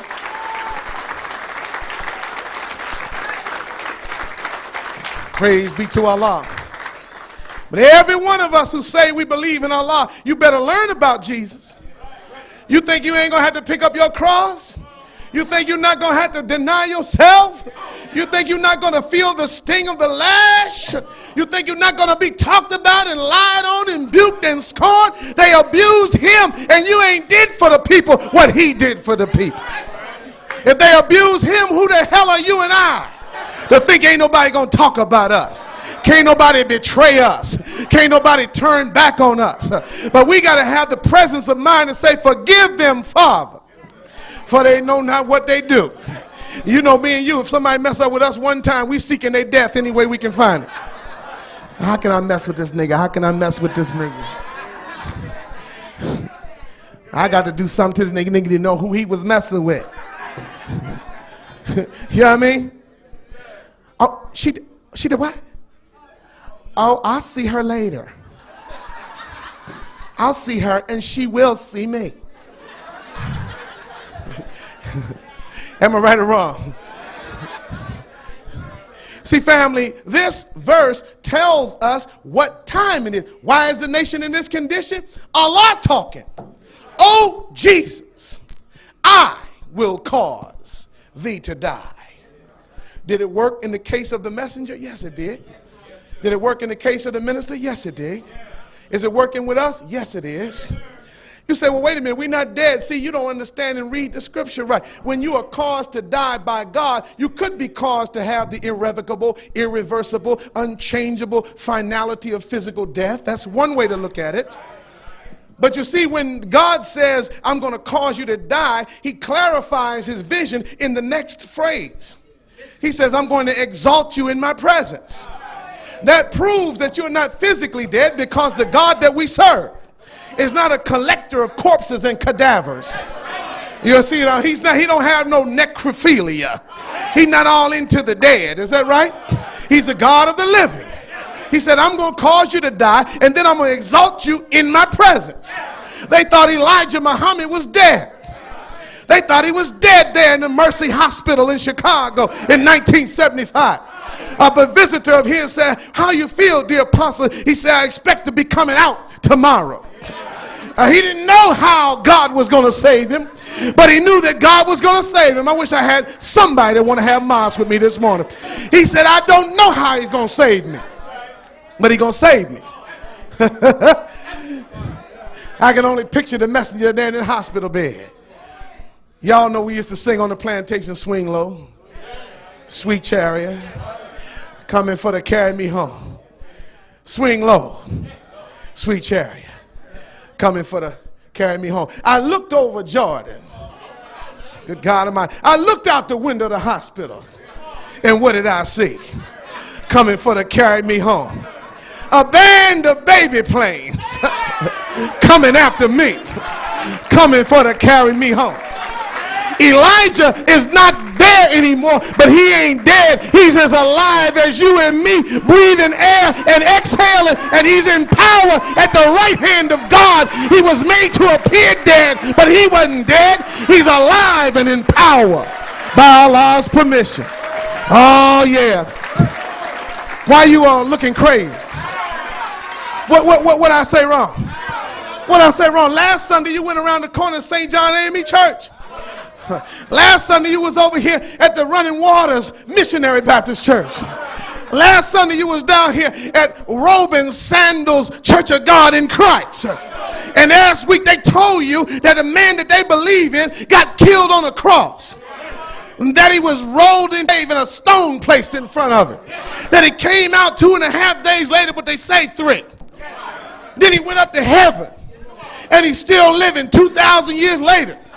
And he about to come back on a moonbeam wearing the same outfit he had on when they killed him. And you didn't say nothing about that. Now I'm telling you that Elijah Muhammad lives, and you better accept it and live or reject it and die. That's the only way I can tell it to you. That's all. You all right? That's the only way I can tell it to you. They thought he was dead. He's alive. Farrakhan, the same thing. They thought he was in the hospital, never would make it out. Listen, have you heard the good news? You know, the sign painted on the door with this cracker's name on it. I don't know what his name is. G.D. Whiteman, I don't know. Brother Khaled told me to tell y'all that. Brother Khaled say he's still the white man. Have you heard the good news?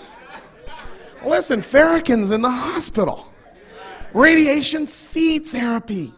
No other human being's ever had this much radiation in his body. He can't live. Print up the obituaries. Have them ready for CNN, the LA Times, the Washington Post, the Louisville Courier Journal. Have it ready for even the Atlanta Journal and Constitution. Have it ready, because we're about to show you that Farrakhan is dead. I like what happened when he came to Savior's Day 2000. It's going to happen again this year in Detroit. Farrakhan said, I know you expected to see a weak Farrakhan, an emaciated Farrakhan, but here I am. I'm strong, and I'll stand and look down on my enemies, because God is with me and God is with the nation of Islam. You better understand who backed you today. All praise is due to Allah. Is that right? Am I right about it? That's somebody about the Savior's Day gift. Why you ain't answer? The man ain't answer the phone. People calling about money. Next time they call back, tell them make it payable to Savior's Day gift 2007 and put another zero behind it. I ain't playing. I ain't playing. Look now, I got some news to tell you. I'm coming back to the text, but I got news to tell you. The future looks bright because the true believers are standing up. A little bird told me that y'all been getting some new X's and new registrations. Little bird told me that some of the people that was raised up Muslim don't even know what pork tastes like. Never had no pork on their fork, no swine on their mind. Now they're getting registered and coming on in to the Vanguard class. So I'm happy my niece came into class in Los Angeles. Y'all don't believe it.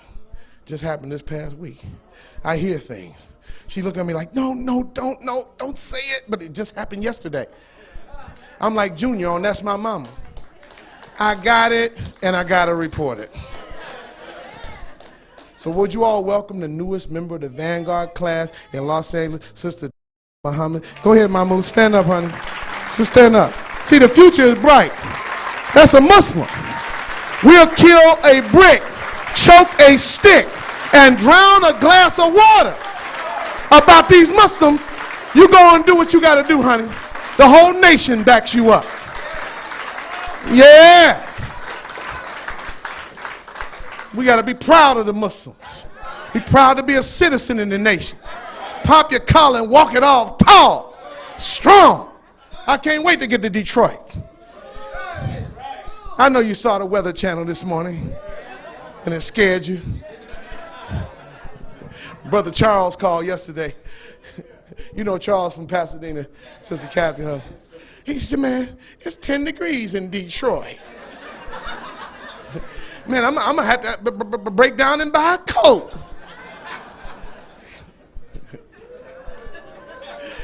For you native Angelenos, coats are overwear. They're outerwear that you put on over your suits. You see. But when we get there, we're going to walk tall. When we put 85,000 people into Farrakhan Field in Detroit, that's what I said. Farrakhan Field in Detroit, Michigan, #1 Michigan. If you don't want to come to Farrakhan Field on that day, I advise you not to come out your house. Because if the Muslims catch you in the street of Detroit, you're going to hear Farrakhan that day. Take charge of this post and all temple property in view. Straight up. You belong to Muhammad. You like that? Look, he like that part. Yes, yes, that's what I want to hear. Yes. Just calm down, young soldiers. Calm down. It's all right. It's all right. We straight gaffling them in the name of Allah. It's okay. But brother, sister, let's close out on this. Did you see how Allah used the word and over and over again? Now at the same time that you look dead, you're being exalted. At the same time you're being exalted, you're being clear to those who disbelieve. At the same time you're being clear to those who disbelieve, you're being put on a level above all the way to the day of resurrection. They don't believe what you believe. Stop trying to make what you believe be the same as what they believe. Stop trying to make the Nation of Islam resemble something else. I know you love Big Mama Neil, but you can't tell them this is the same as the church. That ain't right. You can't do it. Make them respect you for what you do. And even though they're not here yet, make them understand that they got to come up to this. Minister Tony come from a big family in Decatur, Georgia. And if you know the Dixons, it's about 400 of them.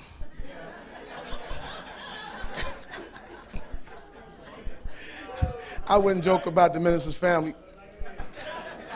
There's a lot of them.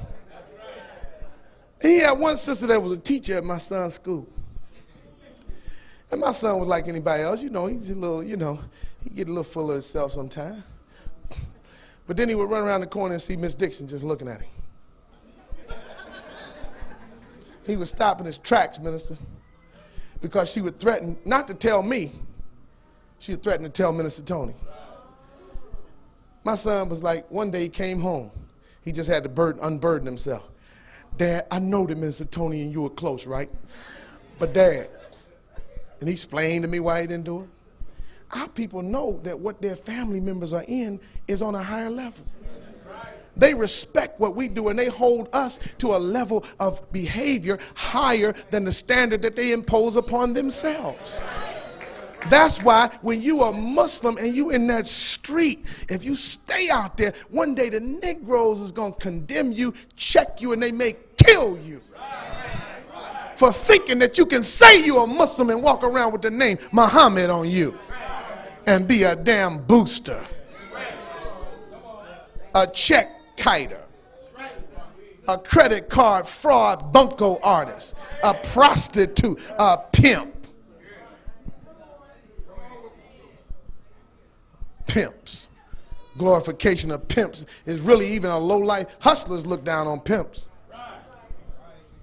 Hustlers look down on pimps and dope dealers. The stuff that you want to do. A dope dealer is a low life son of a sea cook. I lost my family members to dope. My Uncle Sonny, me and Brother Minister Tony watched my Uncle Sonny go down the hill. Right over here on Adams, and before that he was on Vernon. My Uncle Sonny went down the hill 30 years on the Spike. In and out of Folsom to Hatchapee and everywhere else. Dope. I lost my Aunt Marietta to a damn OD, speedballing. Heroin and cocaine. Dope. I hate dope. I don't know about you, but you niggas that think you slick and gonna come in here and put Muhammad's name and Muslim names on dope, we'll find you and disembowel you, eviscerate you, and destroy your life forever. We ain't gonna let you defame the name of Islam. You're not gonna be Kareem the bank robber. Hell no. You're not going to be Malik, the dope dealer. No, nigga. You're not going to be Yahya, the pimp. We'll find you and destroy you. I promise you, in the name of Allah, your life is worthless if you stay involved in that. The only hope you got is to come to the flag of Islam. Salute. Fall in the ranks and pray for God's forgiveness that you might spare your life. I know you thought I was a nice guy, and I still am. But I promise you, FOI, we got to get stronger every day. It gives me a great privilege and pleasure and honor to greet you, my beloved brothers and sisters of Phoenix, Arizona, at Muhammad Mosque number 32. With the greetings of peace and of paradise, we say Assalamu alaikum.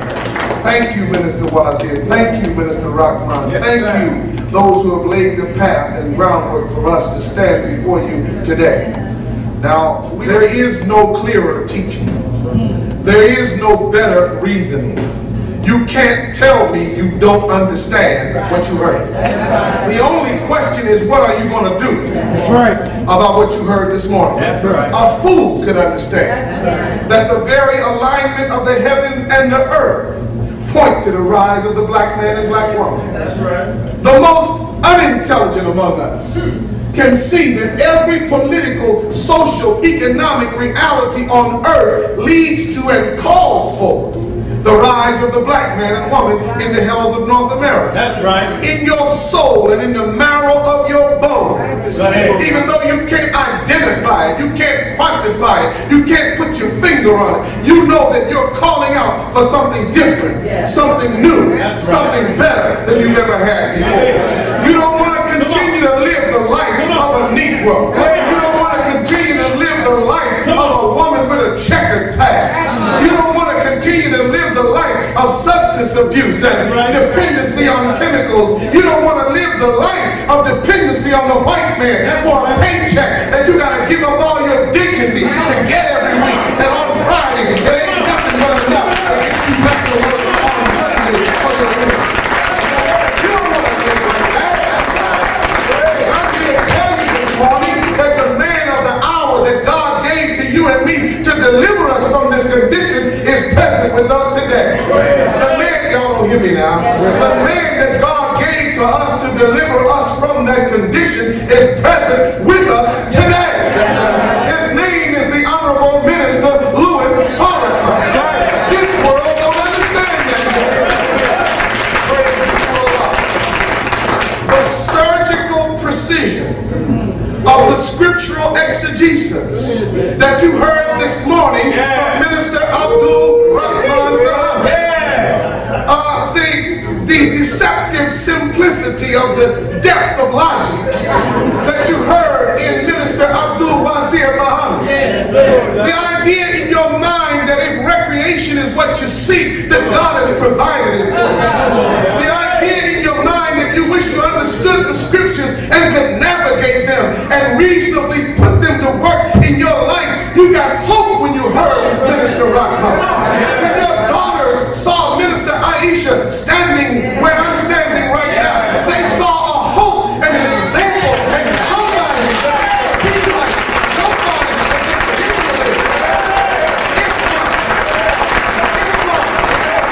It's hard. And so today I didn't come to argue with you. I didn't come to debate with you. The Nation of Islam debating with you about philosophy is not a fair fight. It's not a fair fight. When I was 8 years old, in the Madisonville section of Cincinnati where I grew up. Shut up, Dennis. When I was 8 years old, they used to have the Junior Golden Gloves AAU boxing competition. And all the little boys in the neighborhood wanted to throw them things. Everybody wanted to be the champion, and God bless me, I was able to rise round after round, rung after rung into the finals, and then win the little Junior Golden Gloves championship. Yes, sir. Had the little trophies with the little boxing gloves. Took them home and looked at them. The year was 19...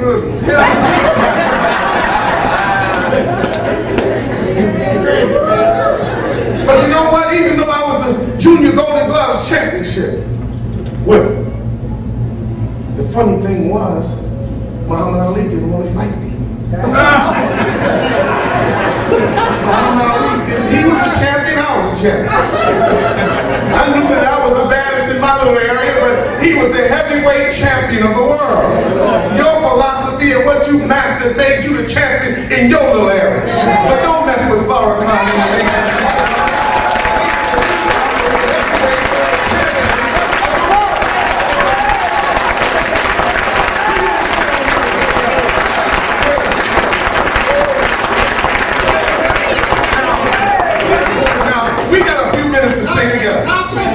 Y'all all right? Yes, sir. So the argument that you had, leave that sitting on the stool in your corner between rounds. You came here intending to fight Minister Patrick. You got books and letters, and you've been studying and staying up all night with bad eyesight looking at the internet trying to argue with Islam. You want to come in here and represent some kind of ecumenical mismatch, some kind of mixed, quilted philosophy. You want to come in here and bring your idea about nationalism and Darbyism, and you want to bring your scientific socialism and your cultural relevancy. Don't mean a scratch of me. Don't fight that man. He comes for Farrakhan. So this morning, we need to know what you're going to do to help Islam. Because as bad as Islam needs you, helping us in the ranks, you need Islam much more than Islam needs you. Now, time is on us, so let me just say this in closing. I came, Minister Patrick, prepared because the Honorable Minister Louis Farrakhan has asked me to travel the width and breadth of America in the capacity of his national spokesman and to give hope and spirit to the believer. Yes, sir. He gives to me a volume of a message, and that volume of a message contains uplift and it contains assignment for the believer. Yes, sir. But here in Phoenix, there is less need for that today than there is in other parts of the country, because just this past Friday, you heard from Minister Farrakhan here in Phoenix. And in your hearing from him, you were instructed. That's right. We were instructed around the nation that we are to become the followers of Muhammad that we say to the world that we are. That we are to actually strive to live the Islam that we talk about. Y'all don't have to bear no witness. We were instructed that we must once again lift up the moral standard of Islam and put Islam in the forefront of the struggle for freedom. We were instructed and reminded that because of our deviation from the path of Islam that has been given to us, we have endangered the position of relevance of the Nation of Islam in Black America.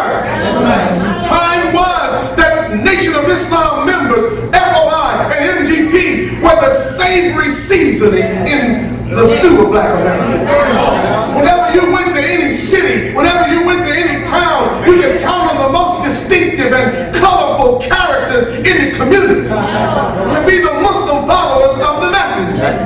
When you went to Los Angeles, the West Point of the Nation of Islam, you could count on seeing those clean, tall, lean, well-dressed FOI on the streets on Central Avenue, on Broadway, all up and down the streets of Los Angeles. You knew you would see the mighty fruit of Islam. Is that right? When you drove down the Dan Ryan Expressway, you could count on looking to your left or right, depending on which direction you were traveling, and seeing the Muhammad speech sign over the Dan Ryan Expressway in red neon letters, right there next to the cold storage plant. If you drove a few more blocks, you could see the Muhammad's Temple No. 2 clothing store. Go a few more blocks and look at the Pioneer Office Building.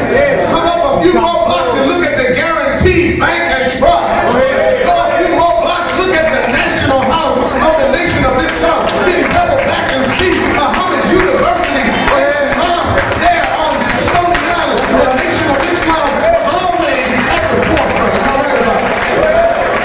There was human capital. The figures became legendary in city after city in America.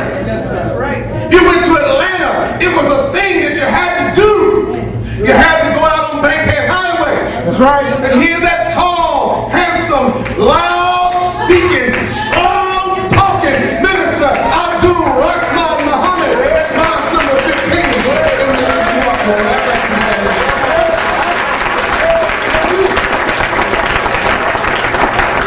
If you were in Newark, you had to go on South Orange Avenue.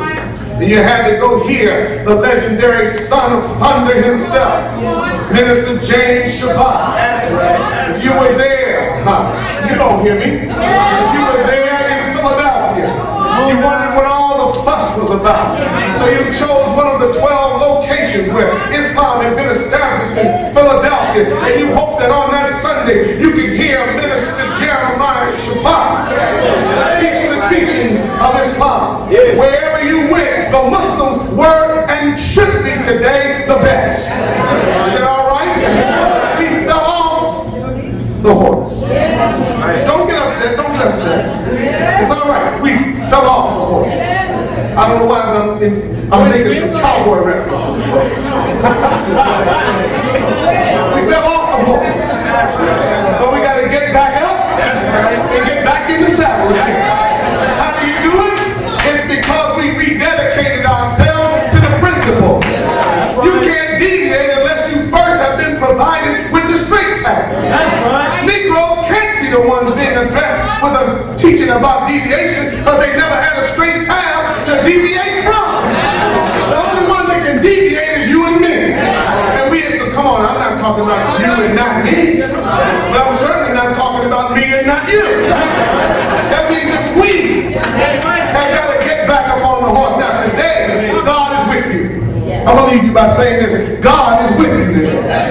God has chosen to come to seek and to save us. I don't know why you're looking like you're sucking on lemons with hot sauce. I don't know why you look like you ate bricks this morning for breakfast with crumbled up razor blades. I don't know why you look sad and angry and evil and upset. Yes, you fell off the horse, but the horse hadn't gotten away. Get up out of the dust.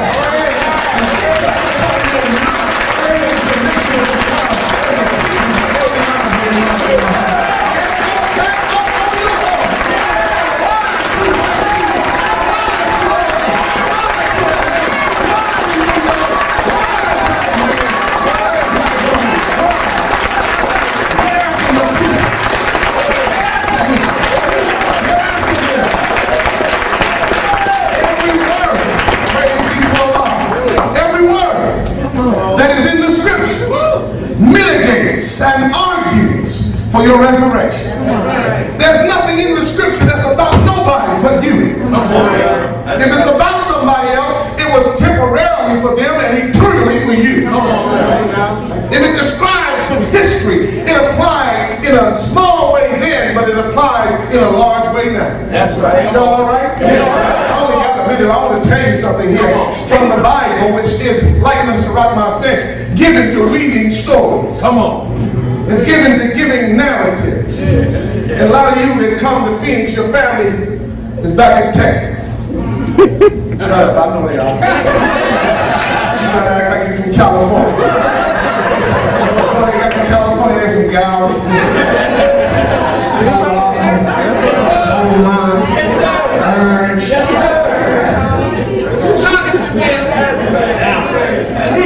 So anybody got all that many Texans in you, you like to hear a long story. You like a tall tale.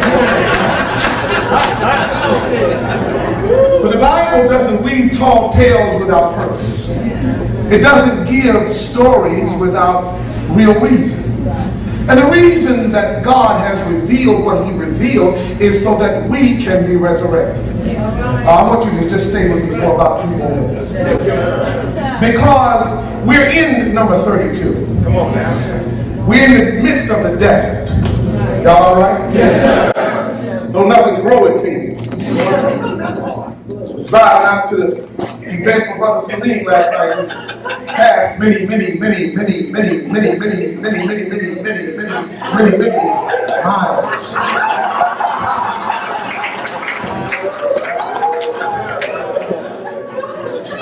Great selection of y'all said.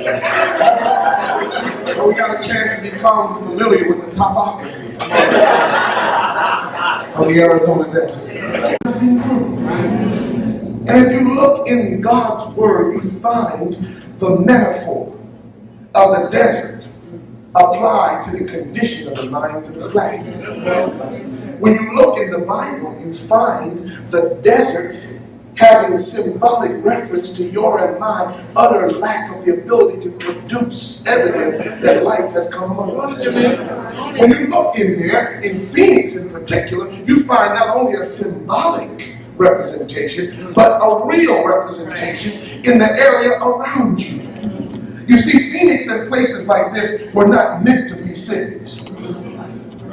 This was not meant to be a population center with a nearly 3 million metropolitan population. That's white folks, they do that. They rebel against God. And they put cities where they don't belong. White folks knew about the San Andreas Fault. They knew about it hundreds of years ago. They looked at it. San Andreas Fault, the tectonic plates are rubbing against each other. And at some time in the future, we don't know when, there will be a cataclysmic earthquake. And much of California will be destroyed. All right, we understand that. Build it anyway. Why do you pray? You love the devil, but they cringe. Devils went up in San Francisco where the San Andreas Fault reaches its northern zenith, and then they built a city on some hills on a peninsula jutting out into water on 3 sides. The city has already been destroyed once. Then they come on TV, they was on the Discovery Channel last month saying it's another one coming, we don't know when. Right, folks ain't moving. They right in San Francisco. Then they fill up the city with as much sin as they can find. Political sin, chemical sin, sexual sin, any kind of sin they can find. Just fill it up, put it in San Francisco. White folks is crazy. They so greedy. You know, you're not supposed to build a city at the mouth of the Mississippi River or the Gulf of Mexico below sea level, between 6 and 18 feet below sea level on a bend in the Mississippi River. But they did it because they were greedy. They wanted to have a shipping outpost to take the furs that they were trapping further up the Mississippi near St. Louis and bring those furs on barges down to the foot of the Mississippi and ship them over to Paris and charge exorbitant fees for them and get rich. So they built New Orleans in direct contravention to geological wisdom. White folks have been crazy a long time, but you've been enslaved a long time. So you picked up the craziness from them. And you and I do stuff that don't make no sense. And we know it don't make no sense. We go in the supermarket, in the store, in the gas station, and read a pack of cigarettes that got a big sign on it.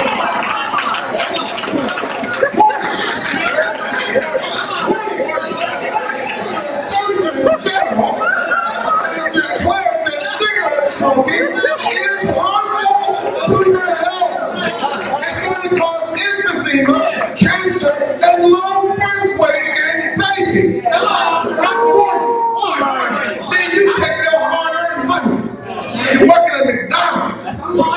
So for you to buy a pack of cigarettes, you got to give up an hour's wage. You went to your pocket and pay a man to kill you. Look at how a pack of cigarettes, but wait, don't forget to take my money. We crazy. And our minds have been lost. The Muslims have the straight path. But the problem is we deviate. And we need to get back on the right path and start practicing some recreation. How did the Master say it? He said that we will make hard work like child's play. Is that right? I'm not telling you to be childish. I'm trying to tell you that we should become childlike. Childlike and childish is different. Childish is selfish. I, me, mine. Gimme, gimme, gimme. You become the spiritual equivalent of Daffy Duck. All mine, mine. Anybody get a feel with you? You're despicable. Hold it on for myself.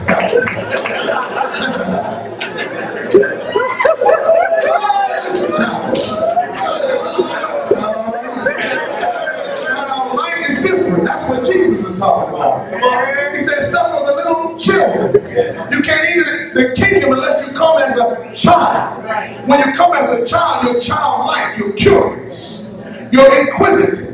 You're willing to be shaped and molded because you know that you don't know. And you're willing to learn from somebody somebody who you recognize as known. That's why we got to be childlike and not childish in the desert to get back up on the horse and participate in some recreation. Come on. Is that all right? Yes. Let's look at Isaiah. We're going on home now because it's getting hot in here. Pastor, I know you're in Phoenix. You thought nobody was going to notice.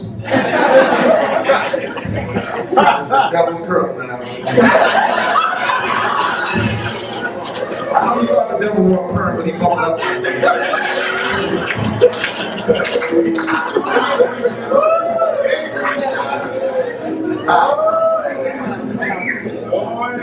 Let me ask you to direct your attention somewhere so we can close out in the Bible if you have them. Because the Bible and the Quran serve as companions in our education. Mr. Rahman and Mr. Wazir will bear witness as well. Brother Jamil Muhammad, the first man to see the new resurrected, redeemed, resuscitated, and rededicated Minister Farrakhan. They'll bear me witness that the Bible and the Quran are like the hook and the jab. The Bible and the Quran combined can give us an understanding. The Quran, this book, there is no doubt in it. The Bible, however, has been tampered with. And therefore, the Almighty Muhammad teaches us it must be reinterpreted so that man and mankind will not be snared by the falsehoods that have been added to it. But one of the things we find, Mr. Aisha, in the Bible today is that there is a clear scriptural theme that the enemy tried to obscure under false linguistic reference. Come on now. Arcane and obtuse verbal reference. They tried to give you a coating of Shakespearean Elizabethan English to make it difficult for you to understand. So the Honorable Elijah Muhammad has to come and decipher and untangle the Bible by the guidance of Master Farrakhan Muhammad so you can see yourself in it. This Bible is like your high school yearbook. Come on. When you get an old high school yearbook, it seems like brother got to go back way back to the 1980s. With his high school yearbook, when he looks in the high school yearbook, he don't look for your picture. He look for his. I remember you was on a debate team, the swimming team, wherever you flip to that page. Look to see yourself, and then you frame a reference for how everybody else is. In the Bible, we got to look at it again like we're looking for ourselves. The scholars say that the Bible in whole or total is represented by one particular book of the Bible. Come on. This book is called the Bible in miniature because as the Bible contains 66 various different books, 39 in the Old Testament and 27 in the New, so does this particular book of the Bible contain 66 chapters. 27 in the first intellectual dispensation, or 39 in the first intellectual dispensation, and 27 after that. This book is called the heart of the Bible because it is the book that Jesus quoted when he spoke. When Jesus said, "It is written," he was referring to this book of the Bible. And when you and I talk about Jesus, we might as well set the record straight. Because the year is 2006. And ain't no need in you and I jiving about it. When we refer to Jesus, we're referring to a man who spends much of his time right here in Phoenix, Arizona. And he's back here to play his Bible. When we talk about Jesus, we're talking about Minister Louis Farrakhan. He's the man walking the path of Jesus. He's the man doing the work of Jesus. He's the man who got the enemies of Jesus. He's the man who got the friends of Jesus. His circumstances like that of Jesus. He is the one whose stripes heal us. He is the one who's bleeding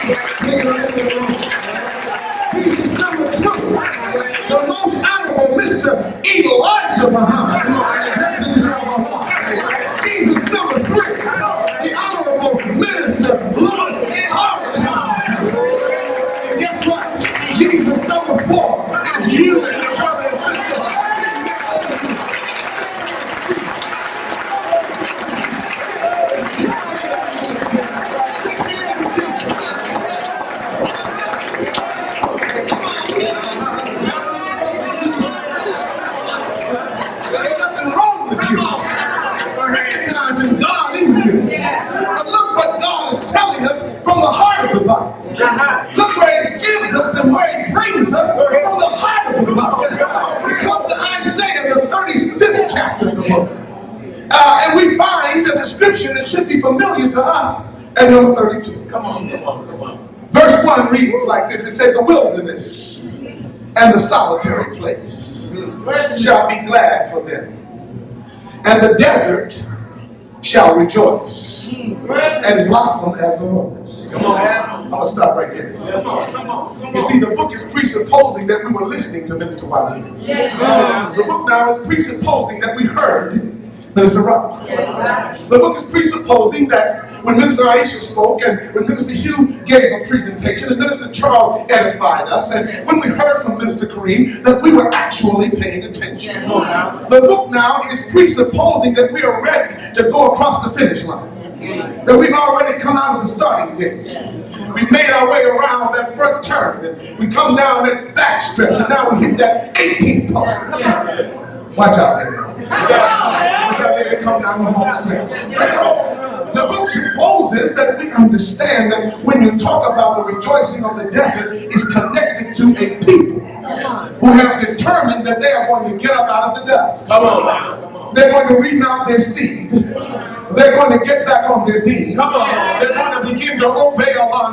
They're going to turn from our wicked ways and seek God's face. That if we will get up and do these things, then there's a certain joy in the very environment.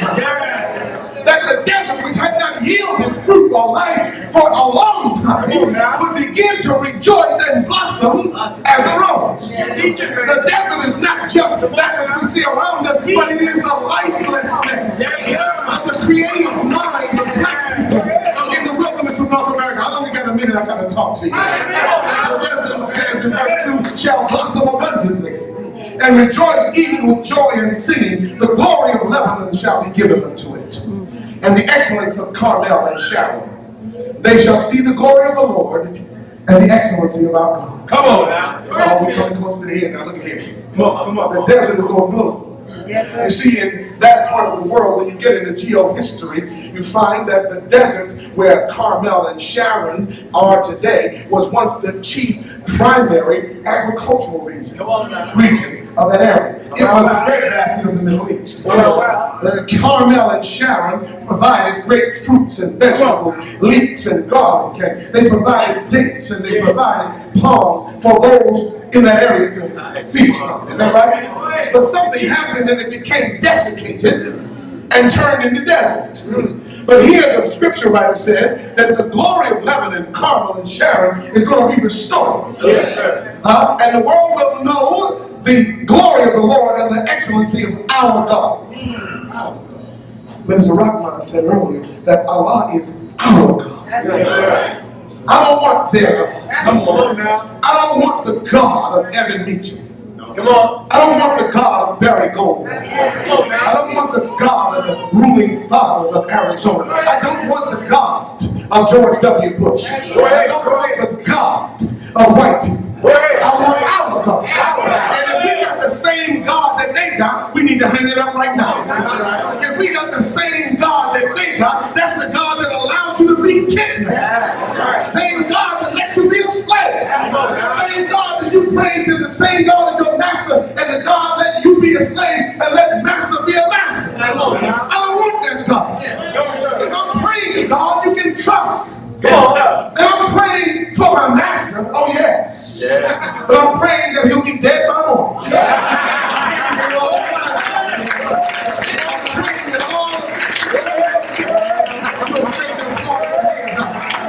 Oh, I can't applaud on that. That sounds terrible.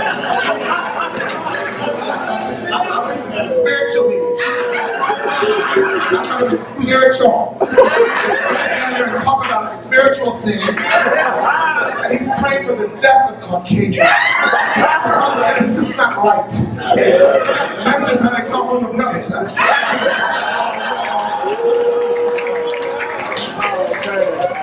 Get up under that. And the enemy wants you dead. And if it's a time of war, you got to make sure that you see that the enemy is the one that does all the dying. That's right. Verse 3 in chapter 35 says, strengthen ye the weak hand limbs and confirm the feeble knees.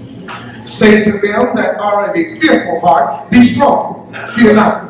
Behold, your God will come with vengeance, even God with a recompense. He will come and save you. Yes, right.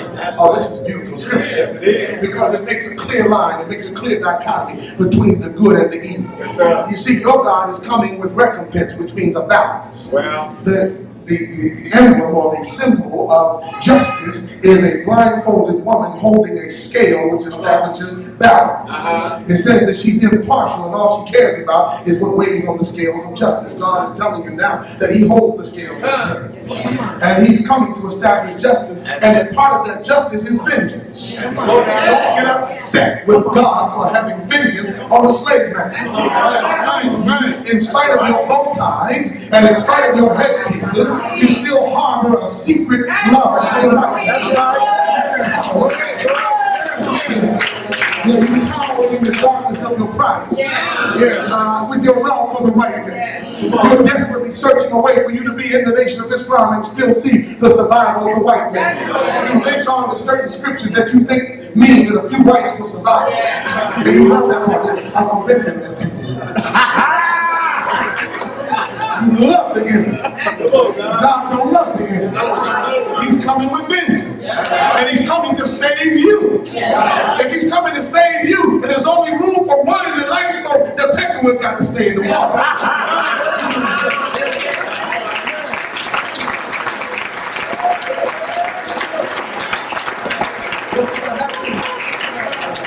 The eyes of the blind shall be opened, and the ears of the deaf shall be unstopped. I didn't say deaf with a TH on the end. I said it like my grandma used to say, the ears of the deaf.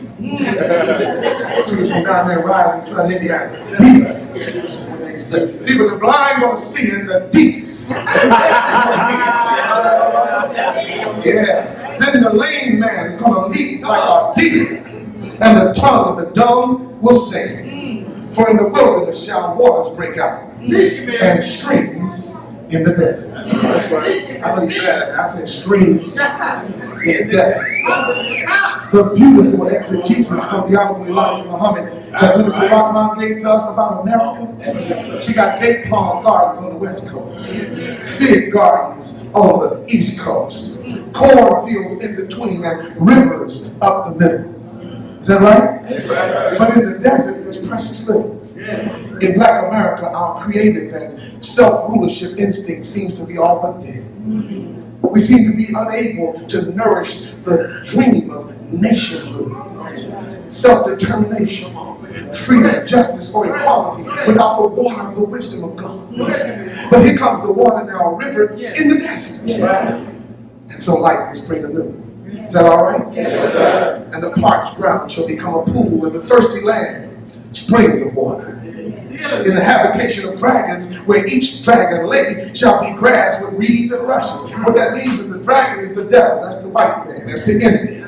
Satan, he's the dragon. But in his habitation, where he has laid and made his lair, you'll find instead of the fiery sting of the dragon's tongue, you'll find grass and marshes overgrowing the dragon, meaning that he's becoming so irrelevant he can't do nothing to you even if he intends to. I like when Minister Rahman says every day before he go out and hit the streets, he say, Bismillah Rahman. You call on the protection of Allah. You go out. Is that right? God ain't gonna let nothing happen to you and you believe in him more than you believe in God. Is that right? Yes.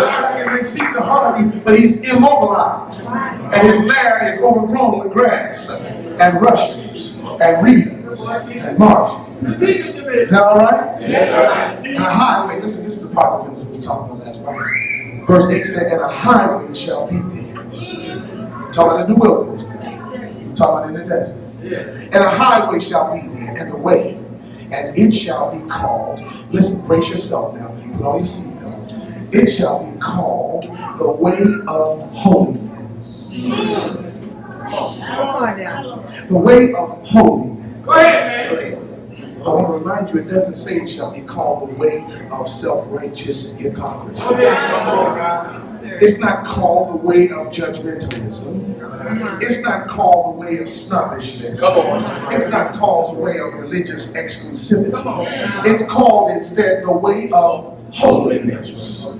Holy is that which has been cleansed and consecrated and dedicated to the service of God. That's right. Every one of you here today, whether you got high on the way over here this morning, whether you danced the night away last night, whether you were trying to do something scandalous, whether you engaged last night in some rascality, some tribulation, some scandalosity, whether you was janky from the jump, God knows who he came to save. And if he comes to make you holy and purify you, to sanctify you and consecrate you, if God comes to do that, you can't resist him. That's why when you are called today to stand up, only the most fearful, rabid-blooded of you, only the weakest Negro in this room will sit in their chair and say, I can't help this. I won't help him because I'm not right. I won't help him because I don't know everything. You don't know everything about Islam, and you will not ever learn everything. One thing that's true, everything you do know about the world of this devil is that he's no good. Everything you know about him.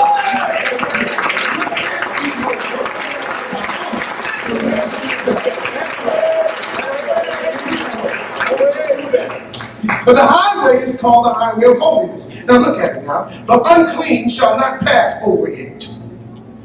The unclean is not going to pass over it.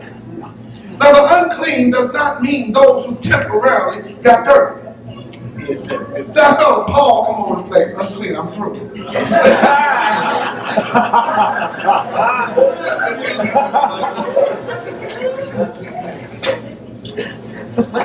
You thought it was over. The unclean can't make it.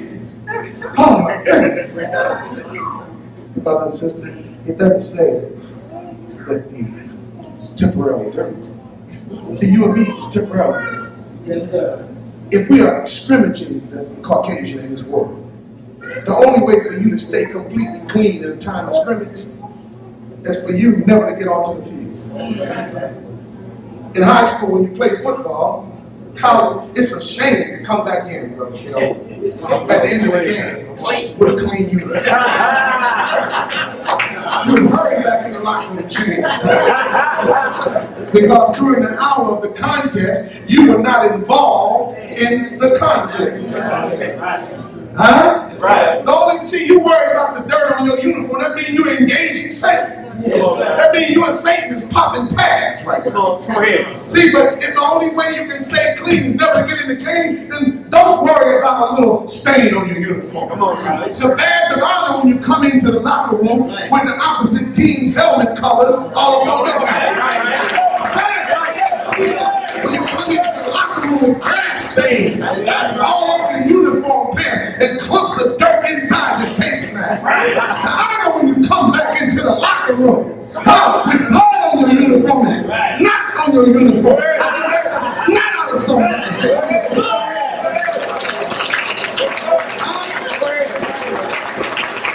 Satan got you a little dirty because you're popping pads with that devil. Don't worry about how dirty you're getting right now. Get up off the field. Scrimmage him again. Drive. Come on. Drive. Come on. Drive. And when you get finished, when God calls you in the locker room, get in the shower. Get clean. Come on. And know that you are not of the unclean. You just got cleaned up. Is that all right? Yes, y'all all right? Yes, sisters, you understand the football analogy.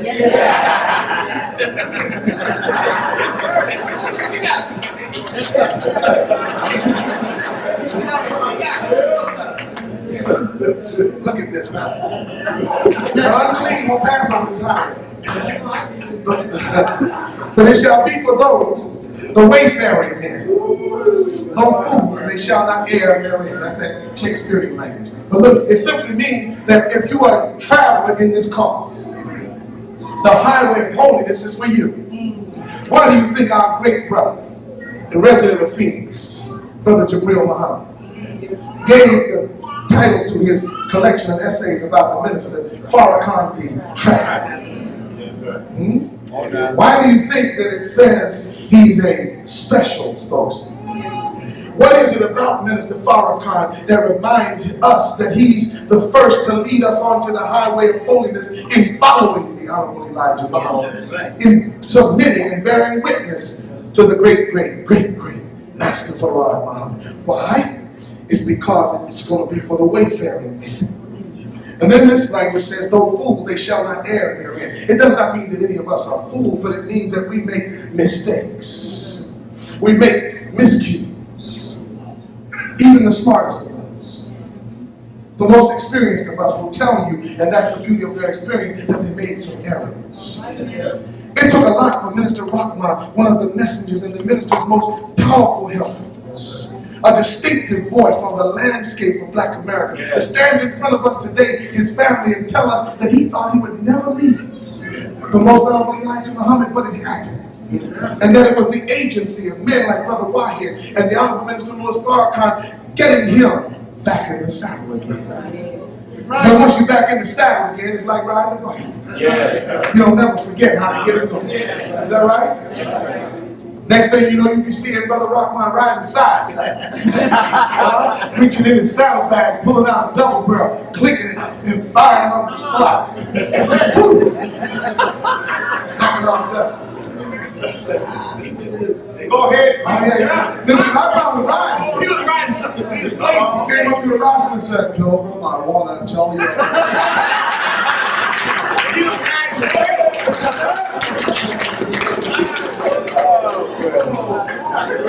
We're on the highway of holiness. Is that all right? Yes, sir. You're not going to err so your mistakes hurt you. Verse 9 said, no lion shall be there. No. Now, that's L-I-O-N. It's also true that no L-Y-I-N shall be there. But it said no lion shall be there, nor any ravenous beast shall go up thereon. It shall not be found there, but the redeemed shall walk there. See, you're afraid of the beasts. That's our problem. We're afraid. Some of us, I see the papers, brother. I see the numbers. We don't go out on Saturday with the car. We don't take the paper out. We don't knock on the door. You know why we don't do it? It's fear. Fear of poverty from our job. Fear that we'll be rejected. Fear that we'll be laughed at. Fear that we won't have this or won't have that. So the fear keeps us in. Some places it's the fear of the lion, the fear of the beast, the fear of the authorities of white America. I looked at the beautiful picture that Brother Wazir brought in for us from the Muhammad speaks of Brother Chester, our recently departed Brother Chester. Yes, sir. Selling the Muhammad Speaks newspaper. Yes, sir. And he was on the street selling the paper unrepentant, unbowed, unbent, mouth open, head back. Muhammad Speaks. And next to him you see a police officer. And the police officer had his head down. All he was doing was writing a ticket. He may have been writing brother a ticket, but brother was punching his ticket.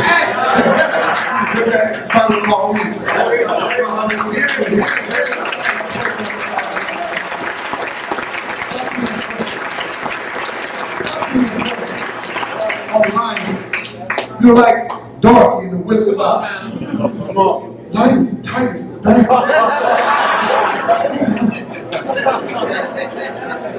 If you want to see lions, tigers, or bears, you gotta wait until sports season and go to Chicago or Detroit. That's right. In the meantime, remember that in the spiritual realm, the highway of holiness is your road to walk. Yes, sir. That you must get busy and get after our people. And teach them the teachings of the messenger, because there is no other thing for us to do. Look at what happens now in verse 10 as we close. It said, and the ransomed of the Lord shall return and come to Zion with songs and everlasting joy upon their heads.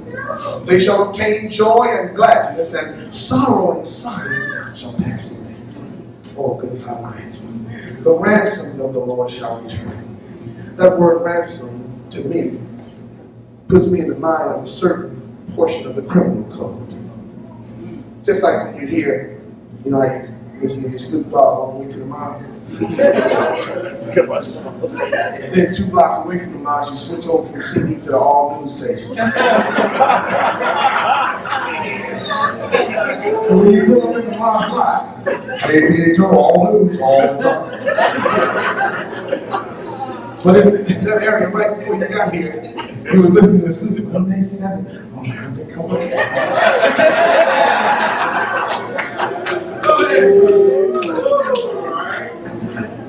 You know what a 187 is? Because the day was criminal code, is that right? Some of you start out trying to get down with a 211 and end up in a 187. You know what a 211 is because you're familiar with the criminal code. But when you see the word ransom, doesn't it flash a part of the criminal code in your mind? Come on now. When a person is ransomed, they have been victims of the crime of kidnapping. That's right. Is that right or wrong? Yeah. Now here's where the scripture becomes specifically, pointedly, directly, singular about you and me. There is no other people in the history of the world who have ever been able to be called the ransomed of the Lord. There's no other people that have ever been ransomed or kidnapped wholesale in the millions from their home and brought into a strange land among strange people.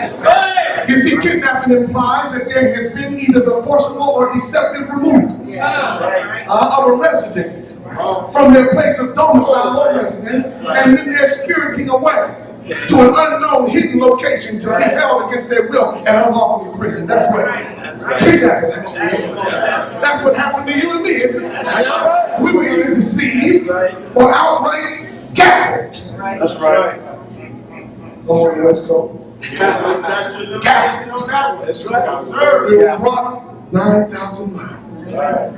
Ransom. Come on. And the enemy now believes he can hold us forever. But I say to you, as we prepare to leave, that there is a God on the scene who is willing to serve as our Savior and our Redeemer. And when you redeem, you come to pay the ransom to get back what is of value to you. He's paying the price, and the enemy thinks he's slick. Yeah, Farrakhan? Yeah, I got you, Negro. Yeah, I got it. And if you ever want to see him again, I'm going to need umpteen trillions of dollars and more time. Put it in a beat up old bag. Bring it out to the cave out there on the way to Brother Salim's.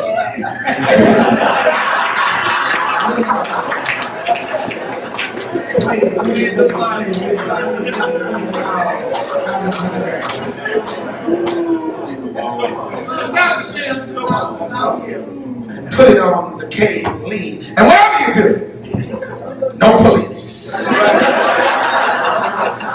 They don't want the law involved because they know that the penalty is death. I'm here to tell you that Allah has come to redeem and save you and me. He has come to recompense and balance this world's order of justice. He comes to vengefully see to it that the enemy is put to death. The Honorable Minister Louis Farrakhan used to spin chills down my spine when he would sing in white man's black. Come on, he would sing chaos, lay it out. Then at the end he would say, "Our God has come to give us heaven." Then he would pause and take the devil into